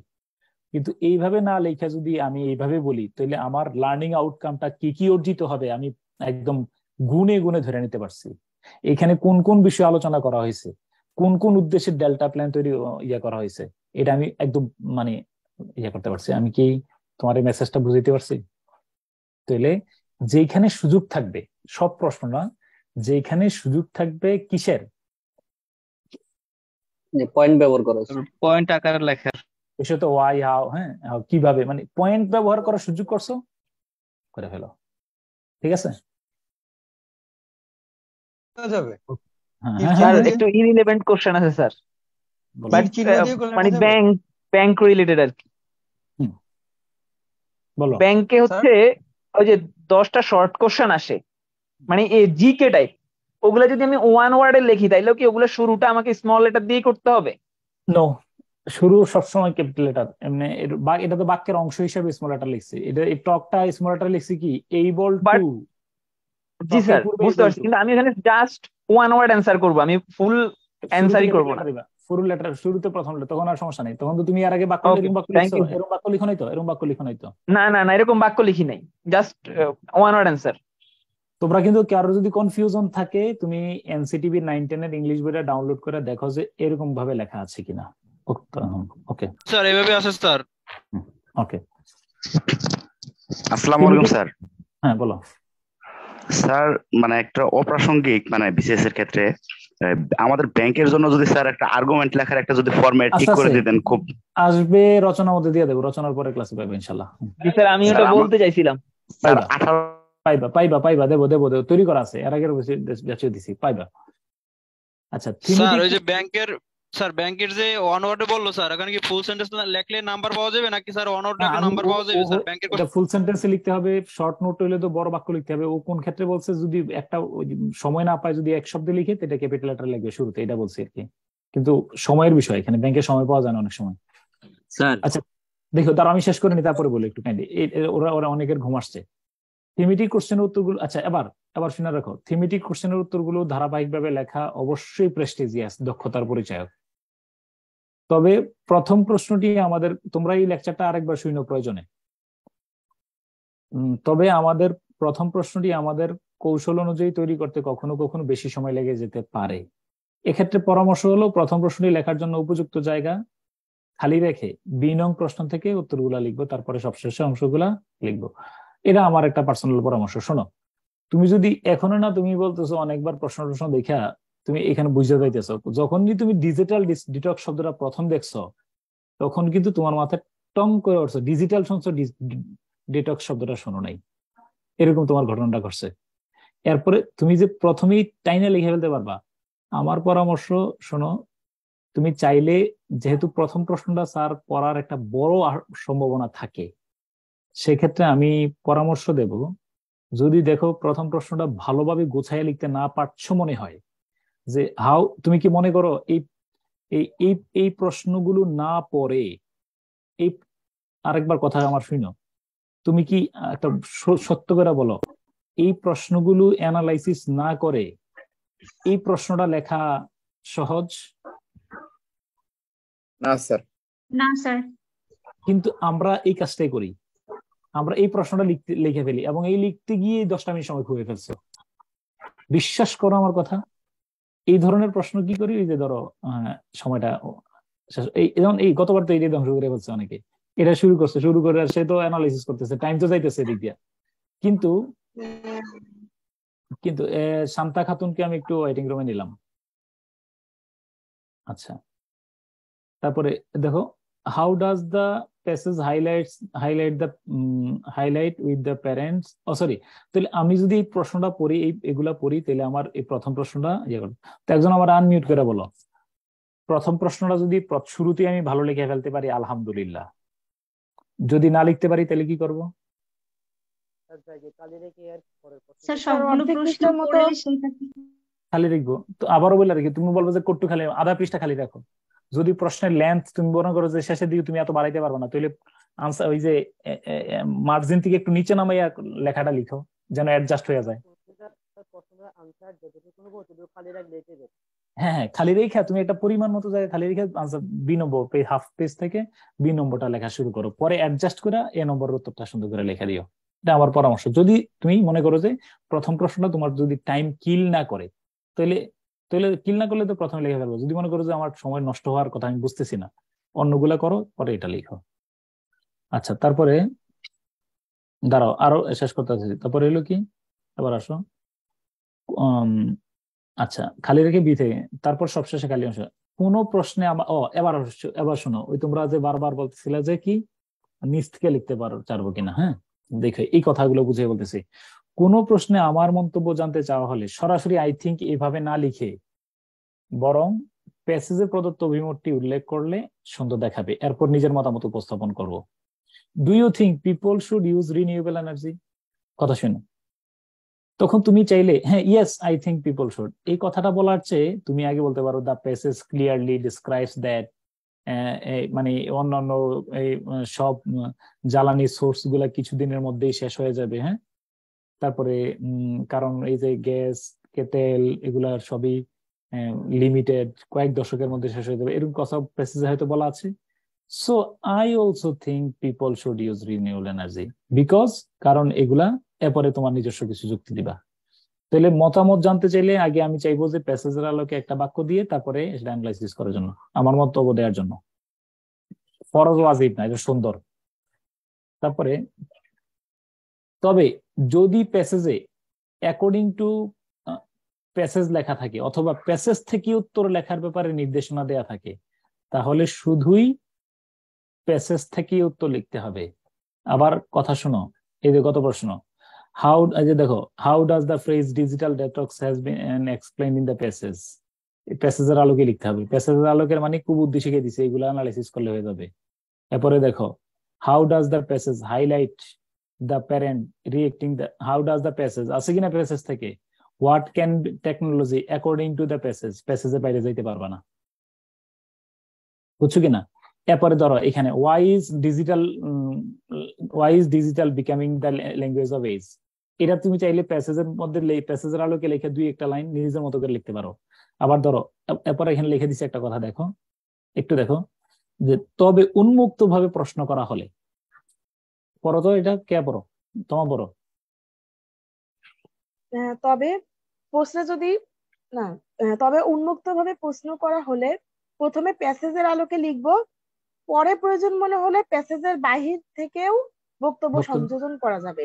হ্যাঁ, যেমন what did the scientists purpose propose at the immediate response to climate emergency. হ্যাঁ, বিজ্ঞানীরা কি দিচ্ছেন, এটা প্যাসেজের আলোকে লিখো, ঠিক আছে কিনা? হ্যাঁ, মূল উত্তরটা এটা প্যাসেজে আছে, চাইলে তুমি একটা লাইন নিজের মতো করে নিতে পারো। এবার যেমন ধরো what do you understand by the international transfer of poverty for poverty. হ্যাঁ, তাহলে কি করবা, এটা কিন্তু এই যে এর কি ইন্টারজেনারেশনাল, তাই না? ইন্টারজেনারেশনাল ট্রান্সফার অফ পভার্টি, ওইটা তুমি আগে প্যাসেজের আলোকে লিখবা, প্যাসেজের আলোকের পরে তুমি নিজের বক্তব্য দিতে পারবা। আর যদি এই ধরনের প্রশ্ন আসে যে is the online world a challenging world, why, যদি তোমার উপর পুরোপুরি ভাবে ছেড়ে দেয়, তাহলে তুমি প্রশ্ন এটার মতো করে নিজের মতো করে তুমি বক্তব্য দিতে পারবা। তাহলে পরিষ্কার বিষয় হলো আমরা বুঝিয়ে দিলাম, যদি তোমার আমাদেরকে দেখো, যদি অ্যাকর্ডিং টু প্যাসেজ থেকে লিখতে বলা হয় এমন নির্দেশনা দেয়া থাকে, তাইলে কি করবো বলো? তাহলে কি প্যাসেজের বাইরে আদৌ যেতে পারবো না স্যার। আর যদি প্রশ্ন উন্মুক্ত ভাবে ছেড়ে দেয়, তাহলে আমি কি করব? আগে নিজের বক্তব্য দেবো নাকি আগে চাইবো প্যাসেজের আলোকে ডেকোরেট করার জন্য?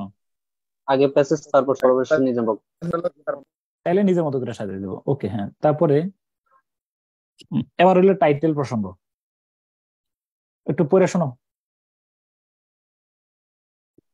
টাইটেল প্রসঙ্গ, পূর্বেই আমরা জেনেছি বিসিএস পরীক্ষায় লেটার টু এডিটরে টাইটেল সম্পর্কে ধারণা পাওয়া যায়।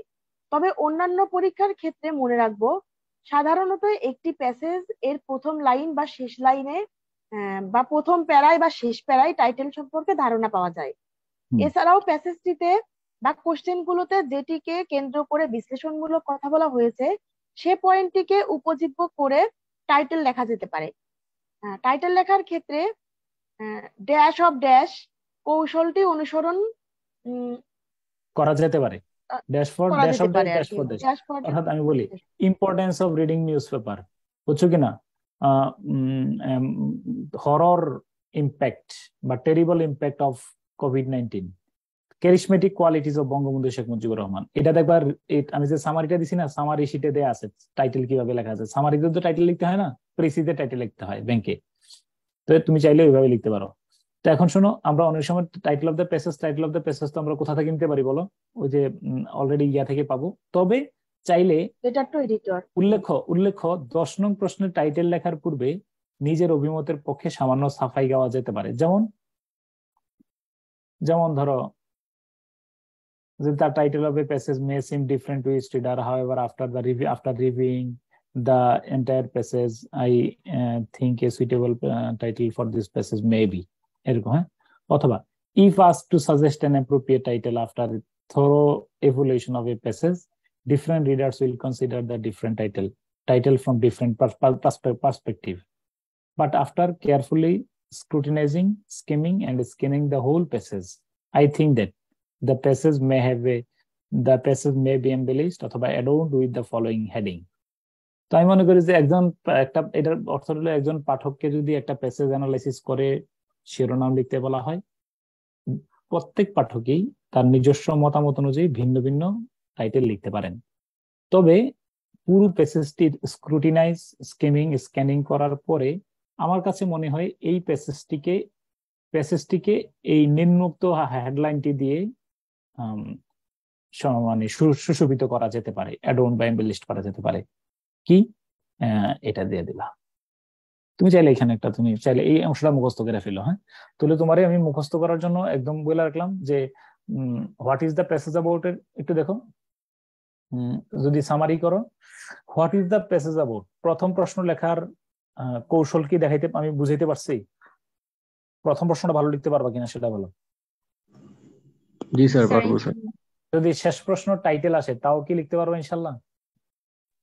ইনশাল্লাহ স্যার। একটা ল্যাঙ্গুয়েজটা সাজায় নিও যেন দুইটা লাইন বাড়াইয়ে বলা যায়, সমস্যা নেই। হ্যাঁ, তুমি এটা তো বক্তব্যের মতো। আচ্ছা, এরপরে দুই একটা যে ফাঁকিবাজি করা যায় না ইয়া থেকে, কোথা থেকে বলো, ওই যে নিজের মতো করে এই দুইটা প্রশ্ন কিন্তু যদি আসে, দুইটার একটা আসলেও তোমার একটা হালকা হয়ে গেছে, ইনশাল্লাহ তোমার সমস্যা হবে না। বলো প্রথম প্রশ্ন বা শেষ প্রশ্ন, দুইটা অথবা দুইটার মধ্যে যদি একটাও আসে, ইনশাল্লাহ পারবা কিনা? ইনশাআল্লাহ। আচ্ছা, এরপরে ওই যে টাইম বাঁচানোর নিয়তে, সময় বাঁচানোর উদ্দেশ্যে আমি যদি দেখি যে শেষে আমি লেখা কুলে উঠতে পারতেছি না, দুই একটা চোরামি করার জায়গা রাখছি কিনা, যেটা মনে হয় যে নিজ থেকে লিখে ফেলতে পারবো, এটা কি প্যাসেজে যাবো নাকি তাড়াতাড়ি আমি গ্যাপ ফিল আপ করবো সুন্দরভাবে? কথা বুঝছো? এটা আরেকবার বললে ভালো হয় স্যার। অর্থাৎ ওই যে এই ধরনের প্রশ্ন যখন তুমি প্রথমেই প্রশ্নটা পড়বা, তুমি খুঁজে দেখবা এই ধরনের চোরামি করার মতো কোনো প্রশ্ন আছে কিনা, যেটা আমি নিজে লিখে ফেলতে পারবো। এই যেমন ধর, is the online world a challenging world, why? তোমার আমি বলে রাখি, প্রশ্ন পাইছো, প্রশ্ন পাইয়া তুমি দেখো, আর এই প্রথম প্রশ্ন আলহামদুলিল্লাহ লিখে ফেলতে পারবা, অবশ্যই লিখতে পারো, যেমনি আসুক তোমার এই নয়টা পয়েন্ট, এই বাকি 8টা প্রশ্ন অ্যানালাইসিস করলেই তুমি বুঝতে পারবা যে এই প্রথম প্রশ্নটা কেমনে লিখতে হবে। প্রথমে একটা মেইন আইডিয়া দিবা, একটা সাপোর্টিং আইডিয়া দিয়ে দিবা, এটা আমি সুন্দর করে নোটে ব্যাখ্যা করে দিছি। শেষ প্রশ্নটা এটা আসলে সমস্যা নাই, এরপরে খোঁজ করবা যে এরকম ধরনের উত্তর, এরকম প্রশ্ন পাওয়া যায় কিনা। ইজ দ্য অনলাইন একেবারে সরাসরি নিজের মতো করে বানাই লিখে দিতে পারবা। How can technology be a force for good? তুমি বিশ্বাস করো, যদি তুমি আমারে বলো, যদি সময়ের চাপে পড়ে যাও, তুমি কি এই প্রশ্নটা যে how can technology be a force for good, কিভাবে ভালো কাজে টেকনোলজিকে ব্যবহার করা যেতে পারে, তুমি যদি প্যাসেজ নাও অ্যানালাইসিস করার সময় পাও, তুমি কি লিখতে পারবা না? স্যার এমন প্রশ্নগুলো তো মনে হয় পার্সোনাল ওপিনিয়ন চাই। হ্যাঁ, পার্সোনাল তো আছে, এর মধ্যে তুমি বলবা যে ওই যে লার্নিং, টেকনোলজি, মেডিকেল, মেডিসিন, ওই যে কত জায়গার মধ্যে তো আছে, তাই না? কত জায়গার মধ্যে ভালো, শুধু কি আমি ওই যে টিকটক ফিকটক, ওই যে স্ন্যাপচ্যাট, এগুলো নিয়ে আমি করব? আরো কত ভালোভাবে কাজ করা যায়। ধরো আমি প্যাসেজ পড়ার সময় পাইলাম না, তারপর একটা অনুমিত কাছাকাছি উত্তর লেখা সম্ভব কিনা সেটা বলো। আচ্ছা, এরপরে দেখো, how can we train hour students to work better in a digital world? ধরে নাও, আমি ধরে নিলাম ইউ হ্যাভ নো টাইম, তুমি অন্য কোনো কাজে সময়টা নষ্ট করে ফেলছো। ধর এই 3টা প্রশ্নের অনুমিত উত্তর লেখা যায় কিনা? তাহলে তুমি কেন আমার 40 মিনিট 45 মিনিটের জায়গায় তুমি 1 ঘন্টা 20 মিনিট নিবা? ওয়াই? প্লিজ বি কেয়ারফুল, মনে রাখবা এই 3টা প্রশ্ন হয়তো তুমি বলবা যে আপনার তো একিউরেট হয় নাই, আমি জানি একিউরেট হয় নাই, কিন্তু আমি সময়ের মধ্যে লিখছি। তুমি একিউরেট লিখছো, লেখার রচনা খারাপ করছো, আমি রচনা খারাপ করব না। আমি কি আমার আবেগের অংশটা তোমাদেরকে বুঝাইতে চেষ্টা পারছি? জি স্যার। স্যার একটা কোশ্চেন ছিল স্যার, টাইটেল লেখার সময় কিছুদিন আগে একটা আমরা রিটেন পরীক্ষা দিয়েছি, আর্টিফিশিয়াল ইন্টেলিজেন্স নিয়ে আসছে প্যাসেজটা, ওখানে টাইটেলটা স্যার আমি লিখছি আর্টিফিশিয়াল ইন্টেলিজেন্স, একটা কোলন দিছি sir, new Ira of revolution, তারপর 2টা সেমিকোলন দিয়ে উপরে ইনভার্টেড কমার মধ্যে নিয়ে আসছি। এটা কি হবে স্যার? মানে কোলন দিলে কি? তুমি যদি এই জন্যই বলছি, প্রত্যেকদিন ডেইলি স্টার একবার করে চোখ বুলাইবা। ডেইলি স্টার ওই যে আগামী ক্লাসে আমার করে, তোমরা কি প্রত্যেকে মোবাইল ফোনে ডেইলি স্টারটা আছে কিনা? প্রত্যেকদিন ডেইলি স্টার চোখ বুলাও কিনা? জি স্যার আছে। একদিন আমি একদিন বলছিলাম যে কিভাবে পত্রিকা পড়া উচিত, একদিন দেখবো যে আমি একদিন নিছিলাম না, তোমরা কেউ শুনছিল কিনা জানি না, যে অবশ্যই প্রতিদিন এবং মোবাইল ফোনের টেকনোলজি ব্যবহার করে প্রথম আলো না পড়া প্রথম ডেইলি স্টার রেগুলার পড়া উচিত। ঠিক আছে, আমি দেখাবো আবার পরে ইনশাআল্লাহ। তাহলে আজকে পর্যন্ত আর কিছু বলবা নাকি? স্যার একটা প্রশ্ন ছিল স্যার। স্যার আমি বলে একই কিওয়ার্ড দিয়ে 8-10টা স্ট্রাকচার ইউজ করা, ইফেক্টিভ কিছু সেন্টেন্স মেক করে দিলে খুব ভালো হবে। ওই যে এই কালকে রাতে বানাইছিলাম তো কয়েকটা, দিয়ে দেবো, মনে করে দিব, তোমরা কিন্তু মনে করে না দিলে আমি স্যার বলছিলাম স্যার প্যাসেজের উপরে কি আর কোনো ক্লাস হবে স্যার? প্যাসেজের উপরে কি আর কোনো ক্লাস হবে স্যার? এখন শুরু হইছে, এগুলো থিওরি দিয়ে কোনো কাজ নাই, তো থিওরি দিয়ে কোনো কাজ নাই। আগামী ক্লাসের হোমওয়ার্ক, হ্যাঁ দাঁড়াও একটু হোমওয়ার্কটা দিয়ে নি, আগামী ক্লাসের কাজটাকে দিয়ে নি, দাঁড়াও 1 মিনিট সময় দাও আমারে। হ্যাঁ বলতে থাকো, আমি বের করতে। হ্যাঁ স্যার বলছি কি স্যার, আমাদের কি প্যাসেজের উপরে আর কোনো ক্লাস হবে স্যার? আরে একটা না, 3-4টা হবে। শেয়ার করবেন স্যার আমাদেরকে, স্যার বিসিএস এ যারা কিভাবে লিখে এটা খাতা আজকে শেয়ার করবেন বলছিলেন।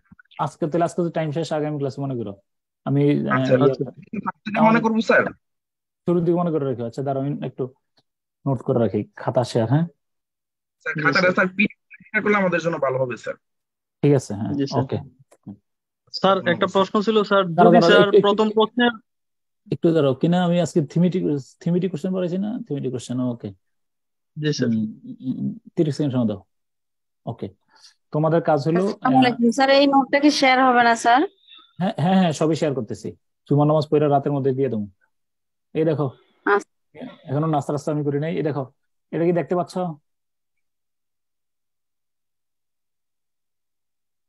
জি স্যার, দেখা যাচ্ছে স্যার। এটা ডেল্টা প্ল্যান নিয়ে একটা passage, implementing Bangladesh delta plan. ঠিক আছে, এই প্যাসেজে প্রথমে কি করবা? প্রথমে এই প্রশ্নগুলো উত্তর করবা। ঠিক আছে, তারপরে ওকে এই উত্তর লিখবা। তারপরে এই এই অর্থ তো আর সম্ভব না, অর্থ এই দুইটা কাজে দিলাম, অর্থ আমি বলে দেবো ক্লাসে। এই প্রশ্ন উত্তর লিখবা, সামারি লিখবা, শেষ। সময়টা আর টাইমটা লিখে রাখবা। হ্যাঁ, কি হোমওয়ার্ক কি দিলাম? প্রশ্নের উত্তরগুলো আর সামারি। এবং টাইম মেনশন করে লিখো, কোনটাতে কত মিনিট সময় লাগছে। থিমেটিক কোশ্চেনে কত মিনিট? স্যার স্যার আমাদের আর্গুমেন্ট একটু স্যার আগেই দেন স্যার, আমাদের 18 তারিখে পরীক্ষা স্যার, একটু আগে দিলে আমাদের ভালো হবে স্যার। মানে কিছু মুখস্থ টাইপের স্যার যদি কোনো থাকে স্যার, ফরম্যাট থাকে স্যার, আমাদের একটু দিবেন স্যার, ভালো আমাদের জন্য সুবিধা হবে। আচ্ছা ঠিক আছে, আগামী শনিবার মনে করে দেবো। শনিবারের মানে কালকে দেখাতে হবে স্যার, রবিবার সকালে মনে করে দিও। হ্যাঁ